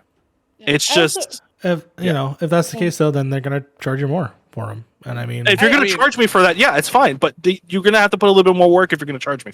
And I just want to also add, I agree with what Frank was saying. Was like a lot of the games that I understand these are like the OGs. Like this is where a ton of the games that we Pokemon play today Snap. are like based off of. I get it. I 100%. Well, Pokemon Snap's not even coming for the longest time because they just released a new version and they're holding it. no, until it's they, coming like- to the It was service. on the list. That was on the list. It's being postponed though. It's on. I mean, it's not on the postponed list. opening games, but it's going to be coming to this thing, and that's It's- fine. I could say later. a brand new game is coming out and then it comes out like 4 years down the line. I could say like Magic, like a new game's coming out today. Splinter Not Cell is today, coming out in the foreseeable future. Or I could be back in 2017 and mentioning Bayonetta and say Bayonetta's coming out, and then we're still here questioning if Bayonetta's coming out in 2022 or not. Given It's the just a fact that matter- with these releases, they weren't that terrible, but I get what you're saying. I get what you're saying. Yeah. I get what you're saying. I mean, the No, Super what I'm Nintendo saying ones were is, pretty like- bad for the most part, right? Yeah, for like release dates. the games that are currently That was coming also out, year like one. there are side scroller Yeah. games that I'd rather be playing right now, or like games that are like even more turn based that I'm just like, you know what, I'd rather be playing XCOM, or I'd rather be playing like X, Y, and Z. Like there's I don't know. I would probably try it for a month and then I would stop playing it. It's just it does like Yeah, just for me, The one sorry, go ahead. for me, this is just like I want to play Ocarina of Time. I want to play Majora's Mask. I want to play Mario Kart. I want to play like these N64 games that I grew up with. Never gonna touch them after that. Correct. Yeah. Never gonna touch them after that. There are also games that I've never touched before that I want to try for the first time. But it's, No, for sure. But at the same time, for instance, I never played Majora's Mask, and I would love for this opportunity now that I can. So definitely, You can finally join the debate of which one's better, Ocarina of Time or Here's the question, or sure. Majora's Mask. Sure, yeah.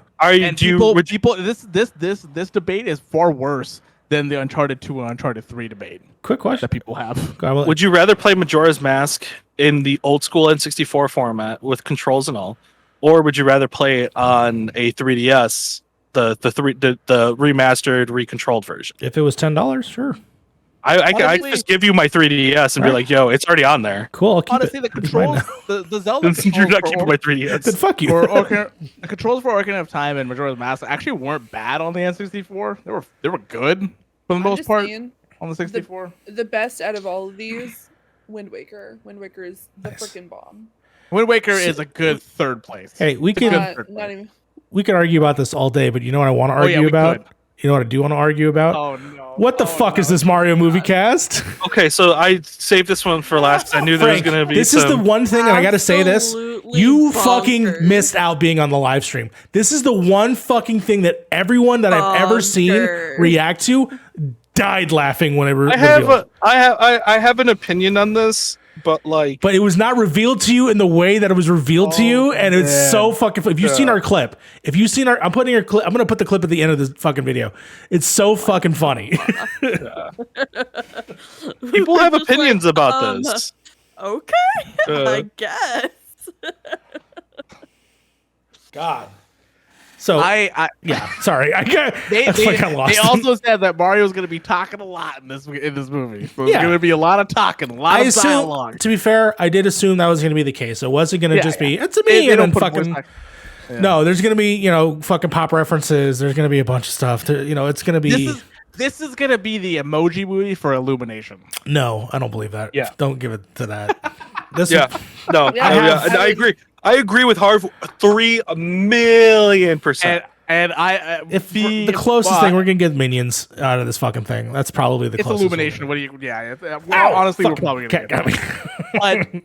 But Mario's me gonna and- dance me, in his Frank, and underwear I- at some point. Yeah. P. Frank and I had this discussion. I'm in the mindset that this thing's gonna make fucking so much money. Oh, it's gonna make Oh, yeah. so much money and make fucking It Sonic doesn't even the Hedgehog have to be bitch. good. There's no. It doesn't have to be I good. was looking on Twitter last night before I went to bed, and like people are just like, "This cast is stupid. I don't understand, but I'm gonna go watch it."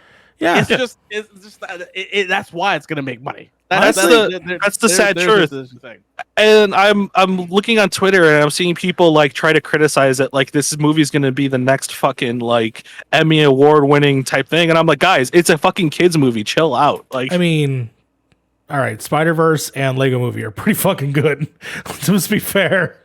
And I mean- those are the spectrum that it could be in. It oh, can look either at those be. studios. We're talking about Illumination, who made fucking millions. I don't like DreamWorks, but they make fucking How Do You Make Your Train Your Dragon. I think that's fucking like a classic movie. But it's just like people got their studio stuff. I'm just saying it has a spectrum. It could either be fucking the Minions or it could be Lego Movie. And there's no in between, in my opinion. So we'll honestly see. I just want to break down the cast one by one, okay? First of all, we have the famous Italian Chris Pratt, okay? The best Italian. The best Italian, the Even. best of us all.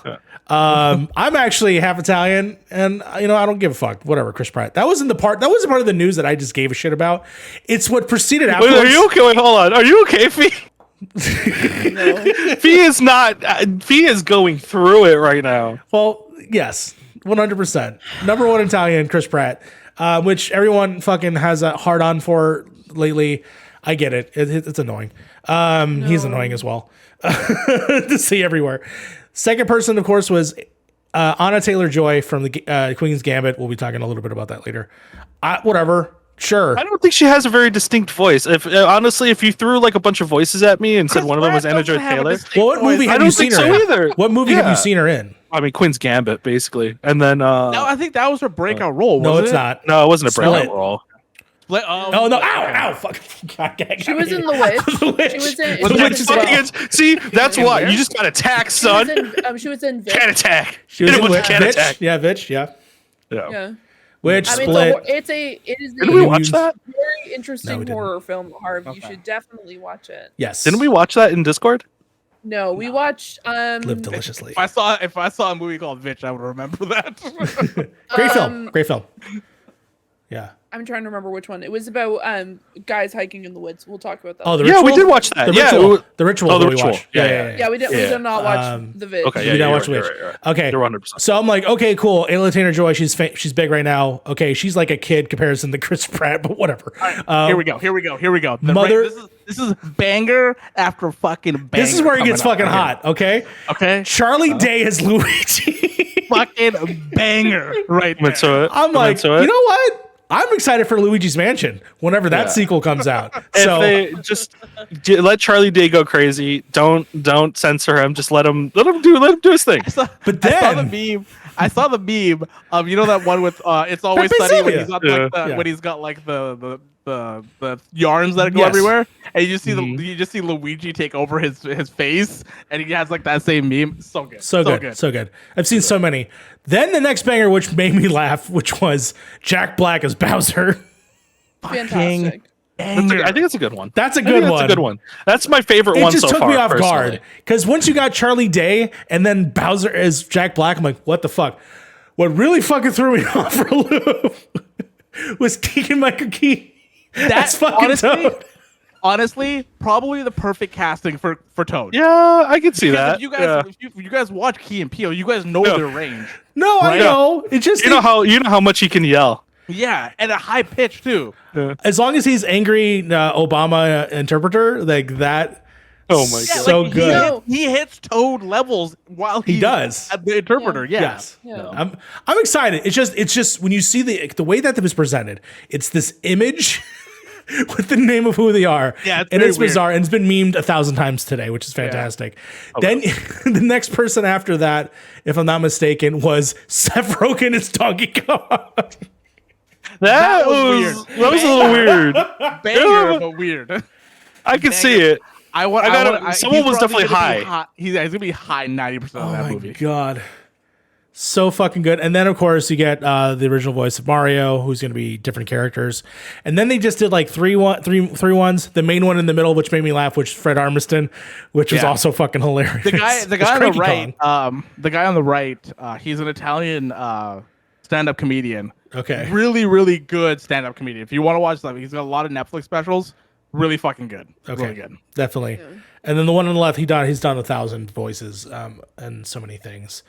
He was also in oh my god, he was in Clerks 2. He has that Are you talking about Kevin Michael Richardson? Yeah, Kevin Michael Richardson. He was also in Clerks 2 during that one scene. I will not say that scene because it's kind of fucked up. They go to jail immediately afterwards. Correct. Yeah, he's the fireman. That's what I'll say. Yeah. Also, shout out to Charles Martinet, the person who has been voicing Mario since the beginning, and yeah, they didn't kill him off for this, so he'll be in there. Hey, us Splinter Cell fans have been dealing with the fact that Michael Ironside's constantly getting fucking shafted. So at least put him in the fucking game in the movie. Well, I don't know. I think this was like there's a lot of voice actors here that I really, really appreciate and I think are like good choices, but I think it's just a huge slap in the face to just like bench Charles Martinet and have Chris Pratt play Mario. I think it's really dumb because you have the guy who's been voicing Mario forever and then just being like, you know what? We're just going to get this really big name guy, even though everyone knows you and they know you as the voice of Mario. Let's just bench you for maybe this is. Why do you think I they had did no it? idea who voiced Mario. I had no idea. I mean, you can just get anybody to say it's a me, but like he does have a distinct like it's a me Mario. I type think voice. I'm just like I'm personally slightly irritated because of how difficult it is for voice actors to even be treated or recognized as actors alone, and the fact that they get underpaid and are treated like in certain circumstances. And I know that like probably it's because I've been always interested in like animation and like things like voiceovers for like anime and stuff like that, or like just animation in total, where it's just like these people work long fucking hours, and I think it's just I like there's a bunch of other reasons why I'm not a huge like fan of Chris Pratt at this point, but I think this was just a like I'm interested to see what they do, and I want to know why they like have him like they have Chris Pratt in the movie, but they also have the actual voice actor for Mario in it.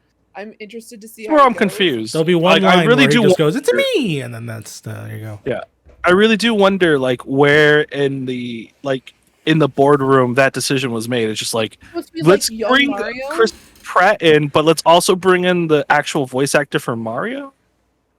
Yeah. I'm gonna be real honest with you guys. I think they don't think this movie is going to do very well unless they get really big names. Yeah. So they weren't worried about the quality of the mean, voice yeah. acting. They weren't worried about how they sound. They were worried about how much money can we spend? Like, how much money are we allowed to spend to get the biggest names we can to get people to come watch this movie, because they don't think people will watch it otherwise. Yeah. Which You put your I don't agree with. I don't agree that that's the only Yeah. way people would watch this movie. I think people would watch this movie regardless. Yeah. But I think that's the perception they had from the creators who are making this. I don't know. It's just like and I know you're specific, like you're not talking saying that this is what I'm thinking. This is you saying like this is probably what the executives thought in the boardroom. But I know people don't know, like a lot of people, and I know Frank said he didn't know who he was, but like you have the guy. You have Yeah, the yeah. person who's been voicing him since the frickin' 80s. And you have like it's not even just like, oh, he like was a replacement. Like he is the known person. It's like trying to get someone being like, okay, you know what we're gonna do? We're gonna get Chris Evans to voice fucking Bugs Bunny. Let's do it. We got some money. Let's bring the people in. I mean, look at the Let's- Looney Tunes movie, right? Well, Did that do well? Wait, No. No, You're talking about Lola Bunny. yeah, I guess yeah. Or what? Yeah. Zendaya played Lola Bunny. So I have so I have this perfect video for you, Fee, that I think we should sit down and watch together at some point. I don't know if you guys know who Lindsay Ellis is here. sounds familiar. Yes. So she makes a lot of video essays on different things. Sure. And one of the video essays that she made was how Aladdin changed the animation world and screwed over Robin Williams. So she goes into how Aladdin, because Aladdin had Robin Williams in it, Yeah. and how popular it got because Robin Williams was in it, that after he was in it, they started putting out, like, you look at any of these animated films, Zootopia, Secret Life of Pets, Yeah. you look at any of the Disney ones, right? Inside Out and stuff. Who do they have in those movies? Just A-list actors, basically. A fucking triple A-list actors, Yeah. right? That's what sells movies, and it feels like that is what this movie is. Like it feels Oh, like yeah. that is the formula now that you have to have. to I sell a mean, movie. it definitely feels like a cash grab. Again, we'll have to see when the trailer actually hits, like what the tone of the movie is or stuff like that. But like, yeah, It sucks because these actors are not trained voice actors. They're trained for Well, I mean, they've being done- screen actors. they've Some done of other them, things. yeah, okay, some Yeah. of them. But I'm saying in general, most of these AAA list actors are screen actors and don't know how to voice act. You see that a little bit with some Ye- of the voice acting in What If.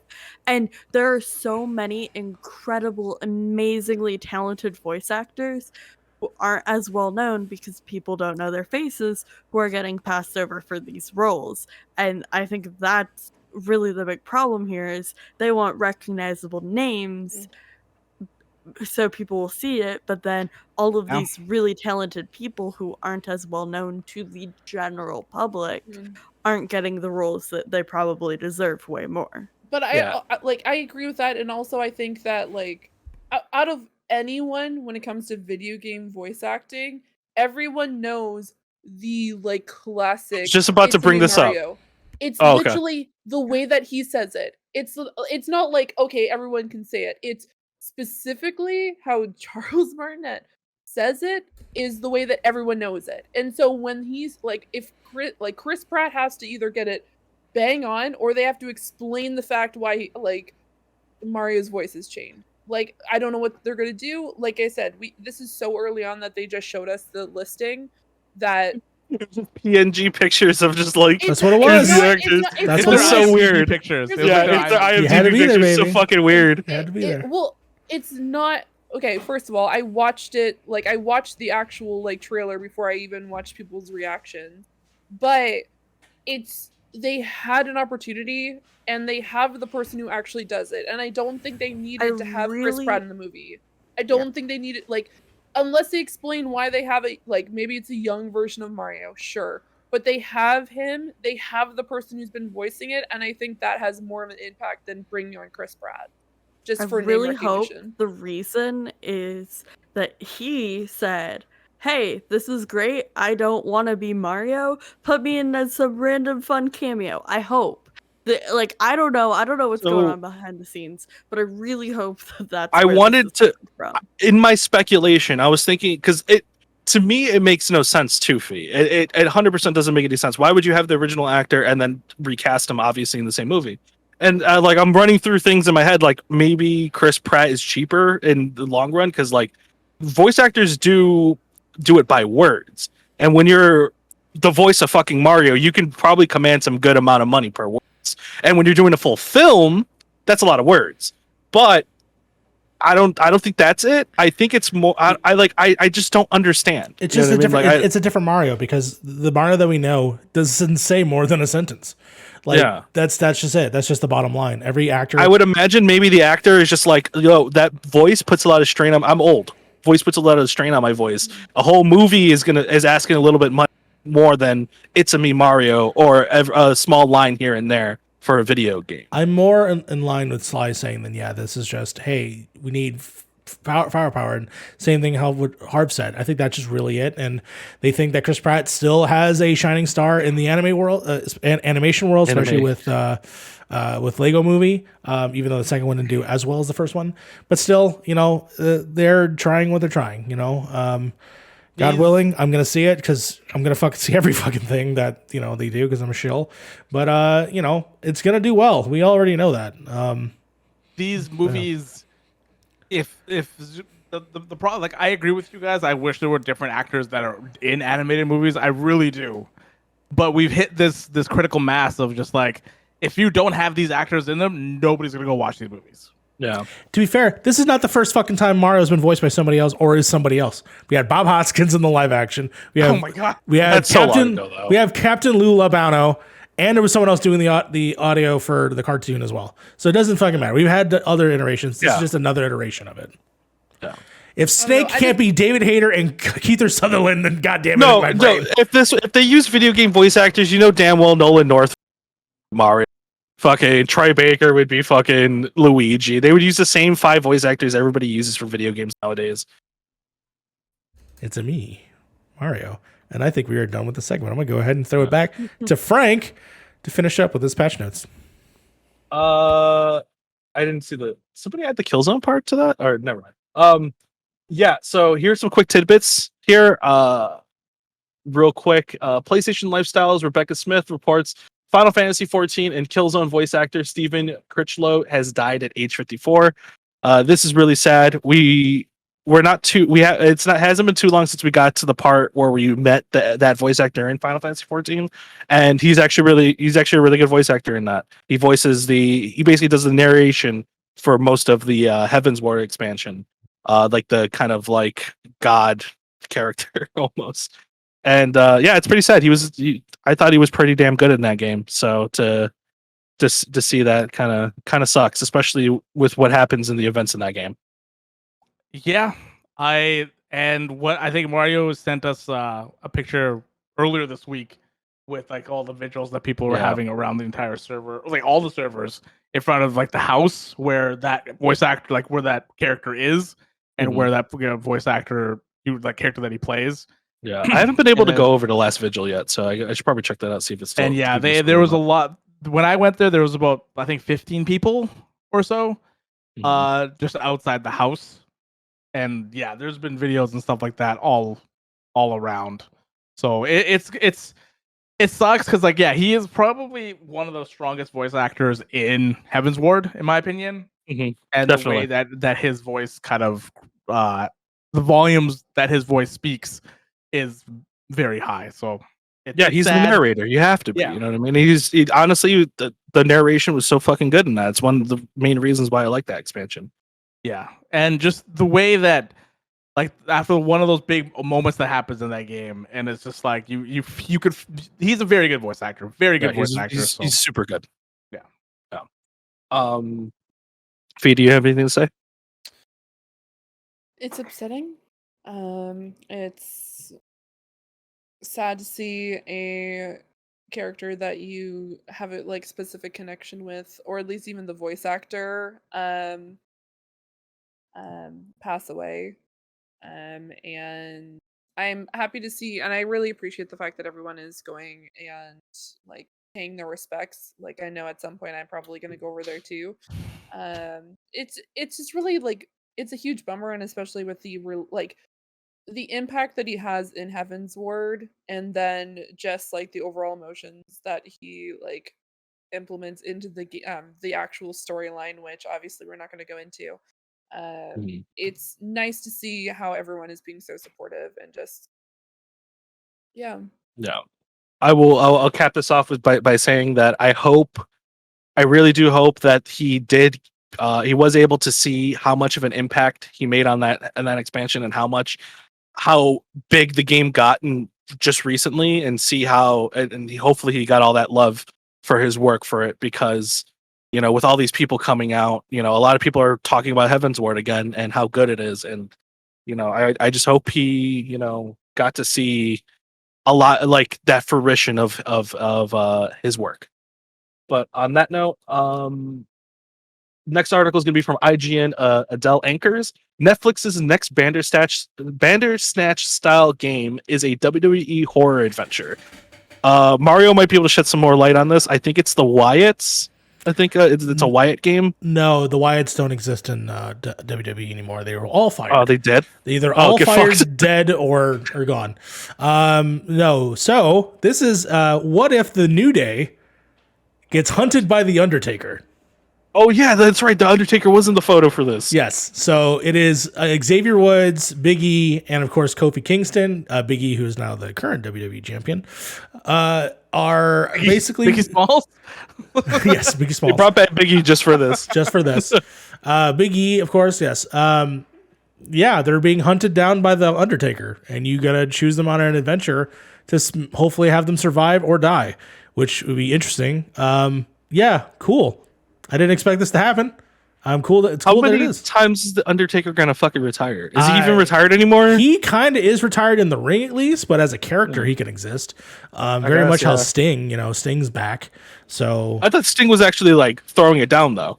he's actually still throwing it down after a that's period of what I time mean, where yeah. we thought that he would never do it again, but he is actually doing actual wrestling.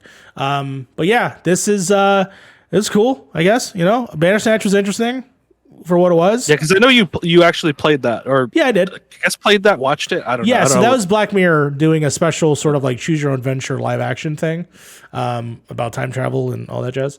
It was cool. It was about about 90 minutes to 2 hours of a thing that you could visit and do multiple endings.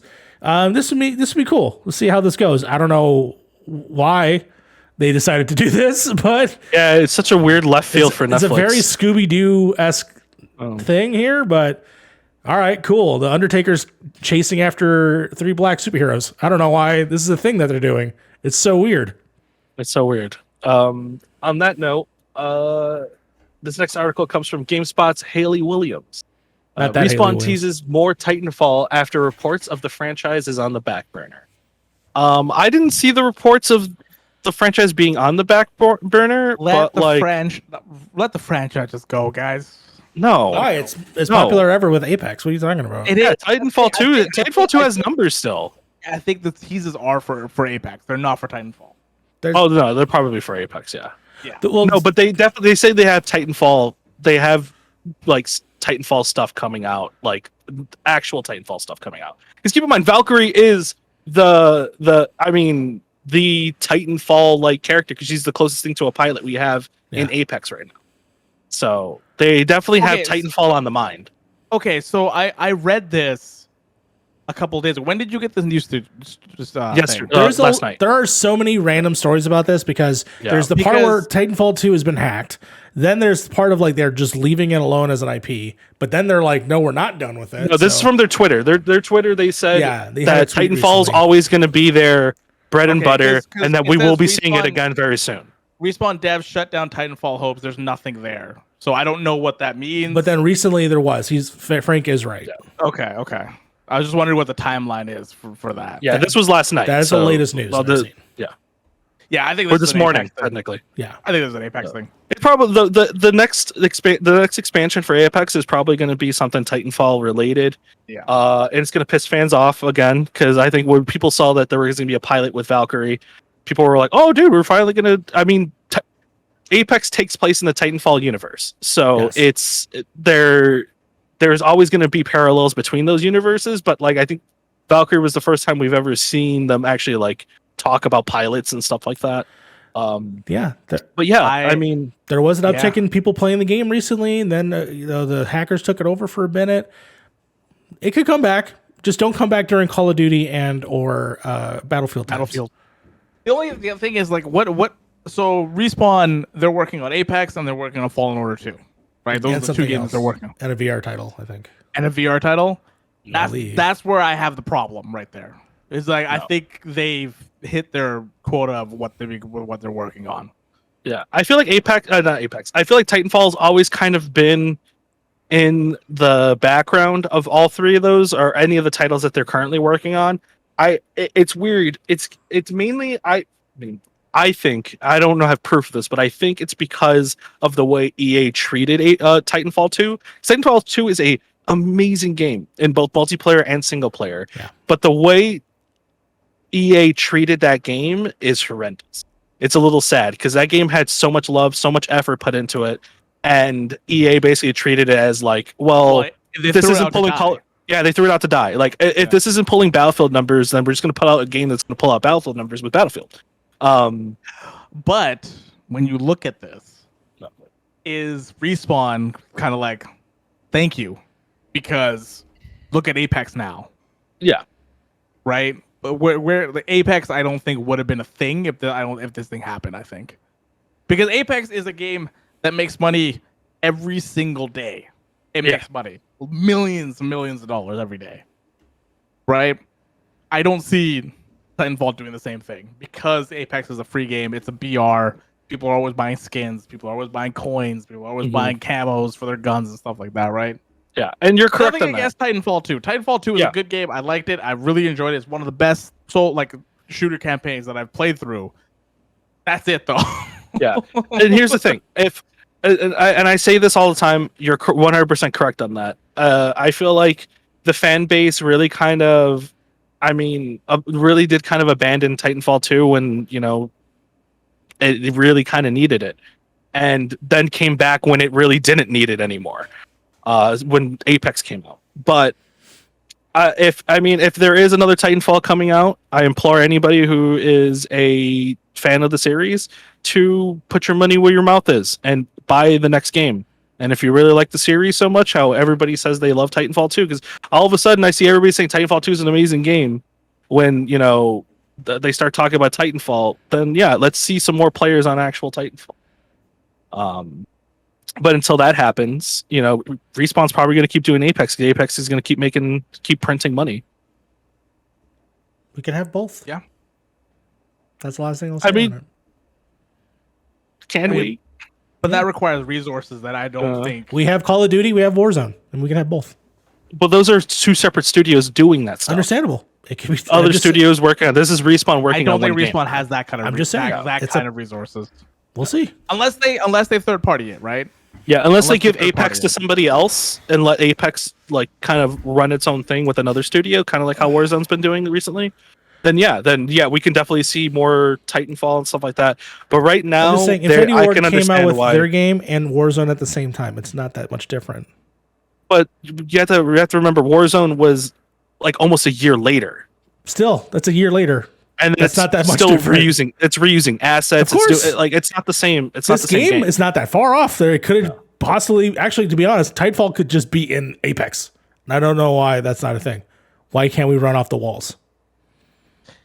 Because it would break combat for everybody else. Yeah, Apex. Yeah, you can't put that in Apex. Apex would Can't put that in Apex. That's not how that works. But on that note, play Titanfall 2. Yes, play last- Titanfall 2. Very good yeah. game. Last article from the National Post. I couldn't find the name of this person like anywhere on the thing. I think it's just one. You mean you mean the person who wrote the article? Yeah, I themselves? couldn't find the name of it. So if National Post, I'm sorry, all I found was the name Wen.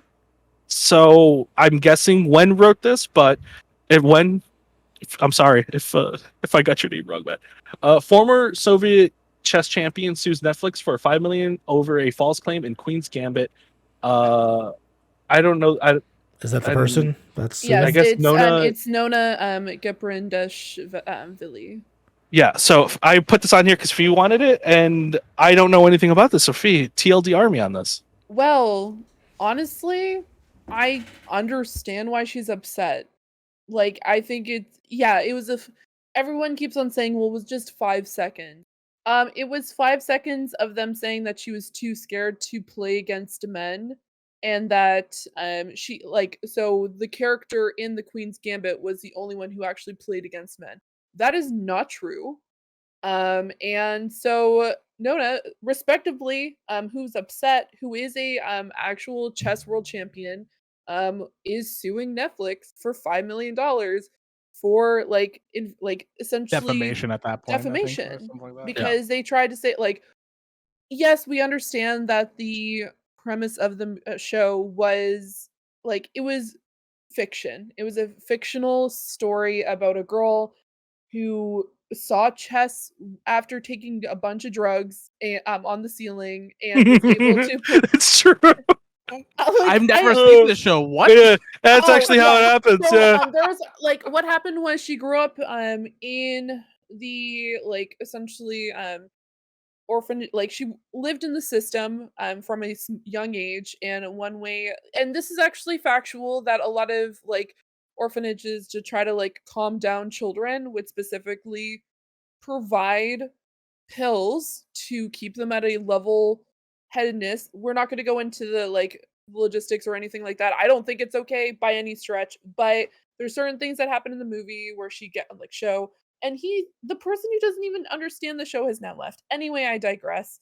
He has I headphones can on. still hear you. Yeah. Yeah. No, I can still hear you. I got my okay. headphones on. Yeah, so essentially the premise is it's a woman from a young age to an adult, of her challenges and trying to live through society and try to accept the fact that she, one, has an addiction, and two, that she had a pretty iffy lifestyle in general, and then she meets her hits her dream, which is going to Russia to play against the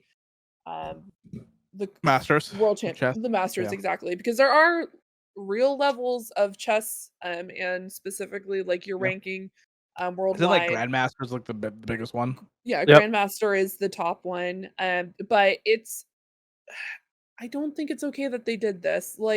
I understand if maybe they were doing maybe a nudge, but this was a complete oh, she was too scared to play against men. That was Somebody had to write that line. You know what I mean? someone Which had to means sit somebody down and had to write do that something. line. Somebody knew who this person was, Yeah. knew their history, or at least thought they knew the history, and wrote that line. So it's not like people saying it's only a 5-second line. It's somebody wrote that, put that in there, and believe it or not, some people are not going to realize that the show is not 100% factual or any of that. They're going to take that for fucking that's truth. I mean, I think people would understand that this was a fictional show, but the call outs that they were doing in the show were real people. That's what I mean. It There's real people being said in the show. Those facts have to. There's some people out there who are not going to fact check those facts. Well, that would essentially be saying Mariah Carey actually never did any whistle tones, and she was actually not a great singer back in the late 80s, early 90s. If you want to get shot, that's what you specifically say, because that is completely false. Mariah Carey fans? Yeah. Mariah Carey, don't mess around with Mariah Carey fans. Yeah, Mario. they're like I'm not they're here like, to- they're like the Mariah K-pop Carey will stands, fuck bro. you up, dude. Yeah, really. no, there's other like things that I can specific. I don't like honestly like I don't. Do I think that she's gonna get $5 million out of this? No. I don't think so. But do I think They're that gonna there settle out might of be? court. Yeah, Yeah, they'll probably settle. But I also think that this might be an opportunity and a chance for that like Netflix to kind of almost like I understand at this point they have tons of money, but realizing that you know what we need to kind of recognize or like at least fact check or do I just think something. why though, and the reason why I say that is because movies and TV shows have been doing this for decades. What makes this any special or different? Like the theory of relativity, fucking Selena the movie, Selena the TV show. Like none of these fucking things get everything accurate. It's only dictated because the story needed it to happen. Like that's all it is. I feel like I guess it's because it's more defaming on the person. Is it? It was five. I No, feel like it's it's pretty- the same thing it's with pretty the hard. Crown as well. Like the Crown, like the stuff that happens in the Crown, it happens, but like there's really a big hyperbole that happens in that show, up for certain characters. And Yeah. I've seen that some characters don't like how they're portrayed in that show. And Yes. I think the same thing happened with the Last Dance. When we watched Yeah, that sure. on Netflix, a lot of people were mad over how it came out because, again, it's a Michael Jordan production, right? So Michael Jordan's gonna be hands-on with everything, put him in more of the limelight than everything else. But you're also People- getting the egos of every other fucking NBA player is like, no, he's not Yeah. better than me, blah, blah, blah, blah. Yeah, It's yeah. like, I think you're- it was a matter of it was like even though it was like they don't mention her for the rest of the series. She's only mentioned in this one particular part, and the one particular part is saying that she was like her entire chess career, she was too scared to play against men. And that Yeah, was not imagine the your case. contribution to the show about celebrating chess and like kind of like the bad parts and the good parts about it, and your only contribution to the show is being told that your whole career you just didn't want to, you were too scared to go against men. I'd be fucking pissed. I'd be a little pissed. Like that's It was that's like what you thought my career is, really?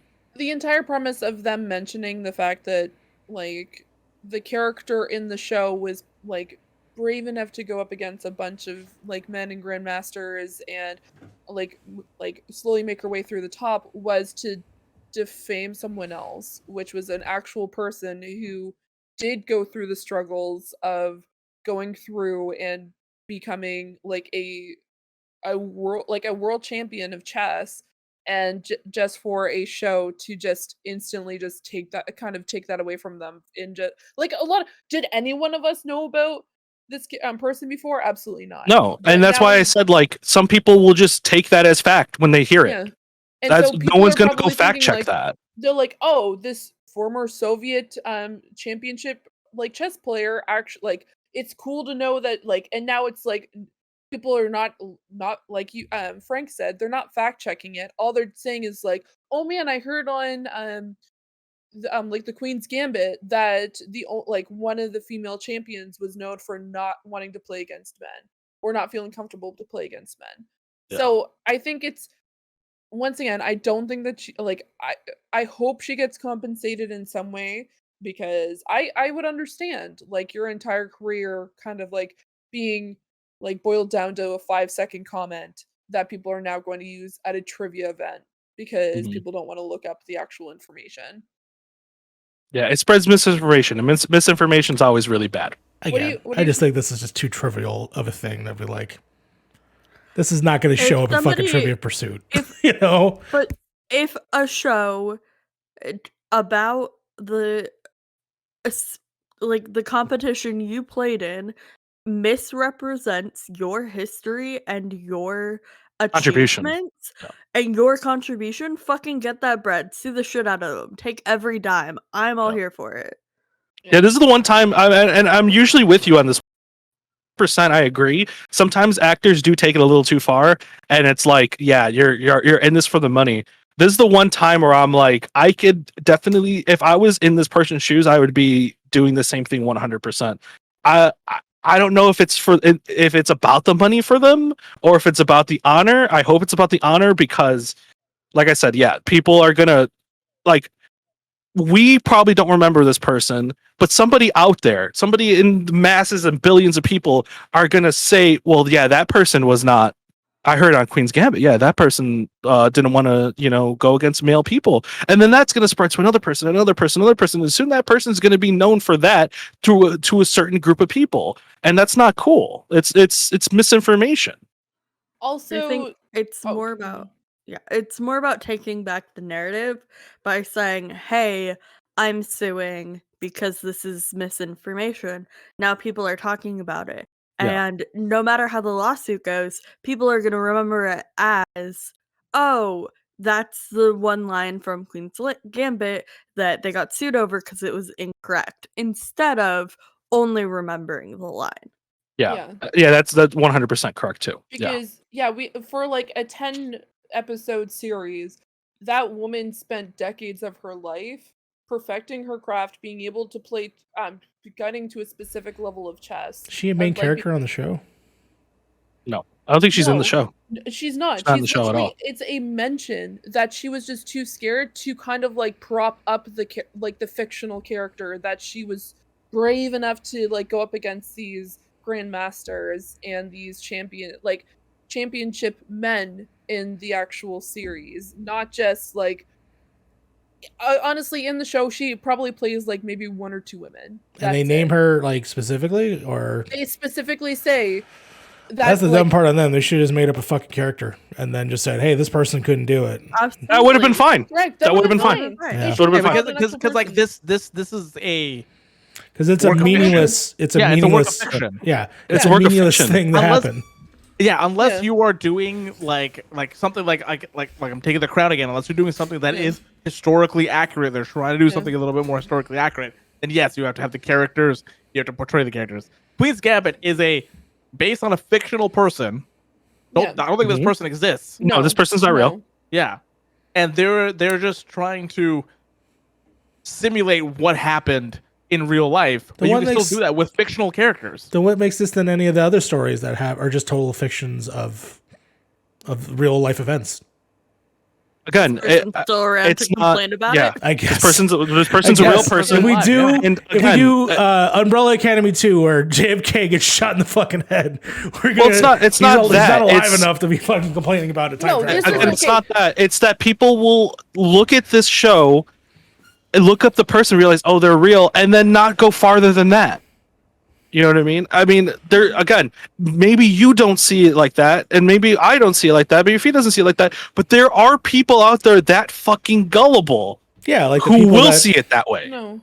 like the people that think there's too much Japanese influence in Star Wars. You have to remember, there are people who think the Earth is fucking flat. Mario. No, it's literally a 10-second comment that completely defames someone who spent their entire life on a main focus, which was chess. Like they probably did multiple other things. I do apologize to this person. I have not done much like research on them. However, they are a real person who is like knocked down like multiple pegs, and like essentially like false information was said about them to prop up a character. Could they have said something else like, you know what, you're like on the same path as like Nona? Like she specifically like it's bringing down, like, I know this sounds silly, but bringing down other women to prop up other women, and it's a fictional fucking character. It's a When a woman has character. achievements of her own. She has an actual achievement. She played against men. That would be like someone going and being like, you know what?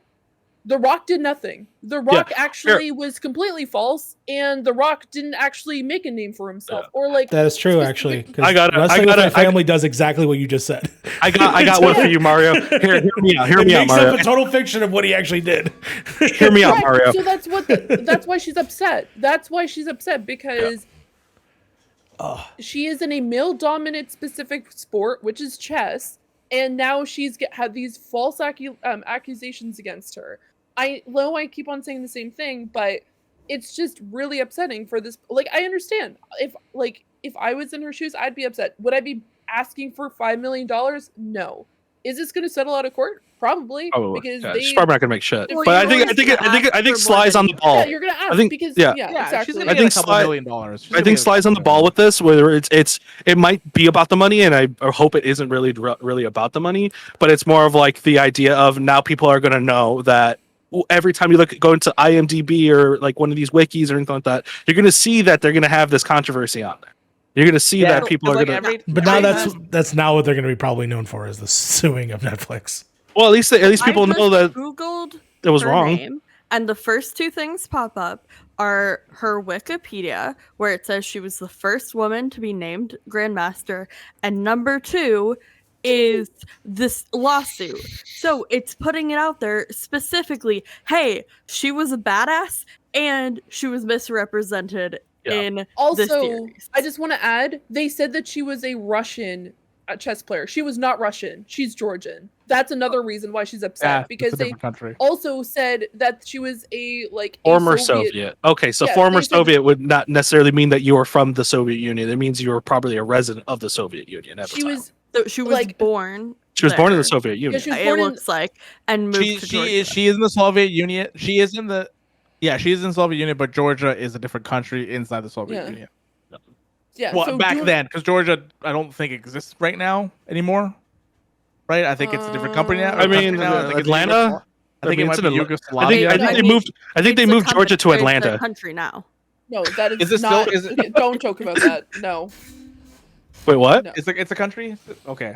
One second. I'm Yeah, getting stuff No. I'm talking Georgia is about. a country. That was a good joke. Yes, It Georgia is. is still a It is. country. It is. Okay. Yeah. I'm No, I was thinking thinking of about the something Georgia to Atlanta thing. With a I don't think anybody heard that, but Mario. With a chess No, player's no, I pal. said No, don't joke Fee about called that. you out for that. I said don't joke about that. What happened to Georgia? The country, we're not. it's alive. It's thriving. It's Oh, okay. thriving. Just let's But continue. yeah. So like I was telling Mario, just imagine somebody. It's 2035. You know, they're writing your biopic, right? And or actually no, they're just doing a video game like journalist thing, right? Sure. And in that journalist thing, they mention your name and they say Mario Rivera was too scared to play Mario Kart online with people. Wouldn't you get a little mad? Imagine that in Not front for of $5 like, million, but okay. Yeah. Yeah. but imagine that in front of like, what if you played Mario Kart professionally, for example, right? Like you play that game professionally, you make millions of dollars off, like that's what you did, or not millions, but like that was what your profession was. That's your career. That's your profession. Yeah. That's your career. Your Yeah. whole Yeah. life. People, somebody I would've been somebody's like, out "Fuck, there I'm in a movie." specifically, No, but specifically attacking other your thing would career. be- the other thing would be like, what if you were you're a video producer and you don't like working with women? Then they said that. That is like. That's defamation. That And is you that can is sue that is for kind it. of on the Yeah. same And that's spectrum right not there. the point of the Yeah. entire thing. I think we've Yeah. talked this We- to death. Yeah, we've Yeah. talked about Yeah. this, and at this point, if Mario doesn't understand, he's just not going to understand. Let's continue. Yes. What is next? That's it. That's That's it it. for the news. That is it. Yeah. Yeah, I thought that was going to be Oh. a short news segment. That took forever. I mean, we got It was talking Nintendo, points. We got man. talking points. The Nintendos, man. Yeah. Nintendo makes everybody talk for so long. Nintendo just makes weird Nintendo fucking decisions. That's why it's Yeah. always a discussion with them. That's why it's always a discussion Remember with this them. podcast was pitched as an hour and 15, and now it's cut It's consistently definitely over never 3 been an hour hours. 15. Oh yeah, that's so good. But you know what? I like the conversation. It's fun. Yeah. So I'm gonna put this up to everybody that's here. Do we want to cut it at that point because we're at that mark Yeah, now? I think that's pretty Yeah, good. We're let's do good that. there. Okay, let's do that. Okay, everybody, thank you guys so much for joining us for the Point in Progress episode 26 for the podcast. There's a lot of fun. A lot of heated discussions. A lot of great card games were brought up. Yeah, And that nobody's we playing. had a lot of fun. We had a lot of fun tonight. Sly, where can everybody find you? You can find me everywhere on the internet at SlycloneMC. Next week, I'm starting filming for a super project I'm super excited about, so keep your eyes peeled on all the Point in Progress links for when that gets announced. But especially, please go follow me over on TikTok. I know it's silly, like TikTok, whatever, but I'm really close to hitting 1K. And so that's like a a big goal of mine. I really want to hit 1K on TikTok. So if you have an account, please go drop me a follow. And yeah, that's where you can find me. Heck yeah. Where can everybody find you? You can find me over on Twitter, at twitter.com/Ceranics. You can find me over on my Twitch at twitch.tv/Ceranics, where honestly, probably going to play the card game that we've all talked about this evening, which I just found out is actually on Steam, so I'm probably going to play it there. Wait, Nintendo. the Yoko Taro game's on Steam? It's on Steam, so your girl's going to play it on Steam. The Yeah, demo she put up a screenshot in the general. Screenshot. Oh, not only that, I just want to say that Steam suggests that like Loop similar Hero. games is Loop Hero. So I'm just gonna drop the mic there and say that is a thing. Also, on Tuesday night, you can hang out with me over at Speaking of Stadia, where I'm gonna be talking about Stadia games with my two friends, Jake and Aaron. So definitely check that out. And on Sunday, I'm gonna be finishing up, or at least hopefully finishing up, unless I'm trying to complete it 100%, which your girl's probably going to do that. Over on going to start at about 8:30 Eastern, and we're going to play over on this channel at twitch.tv/pointinprogress.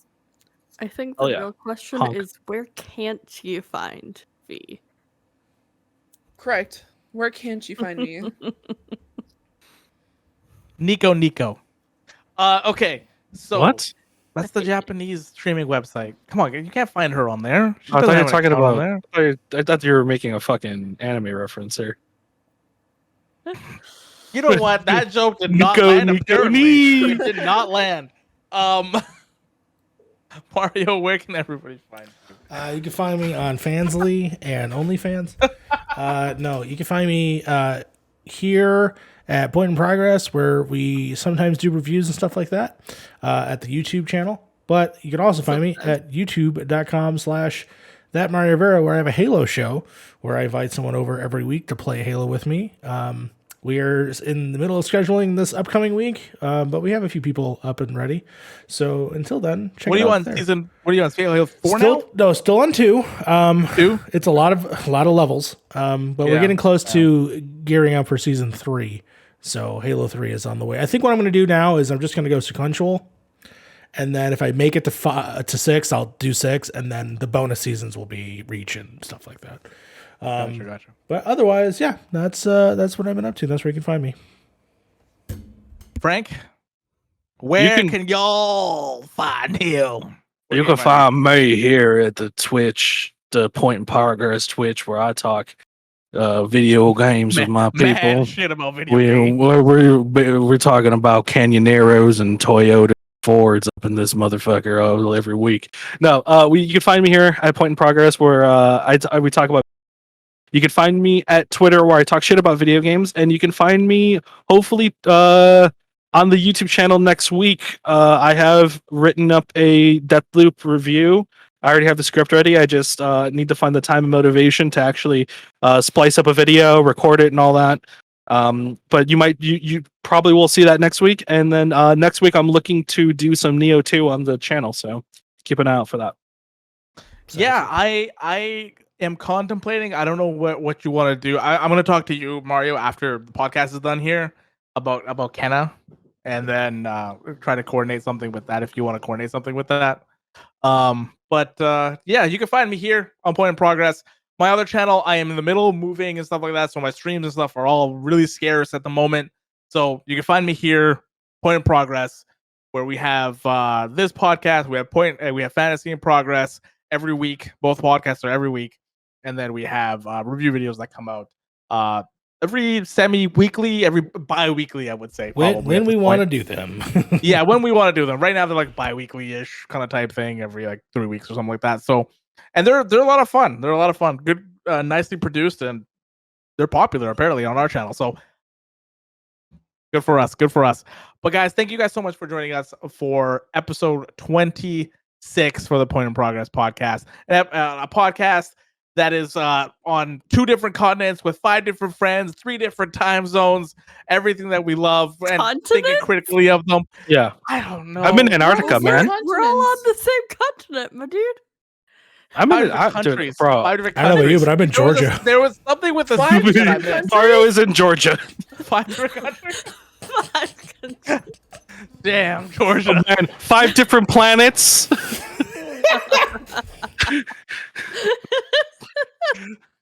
OMG, Oh, I man. have an This idea is- for next week's podcast. This is when I don't have the script in front of me and I keep forgetting it.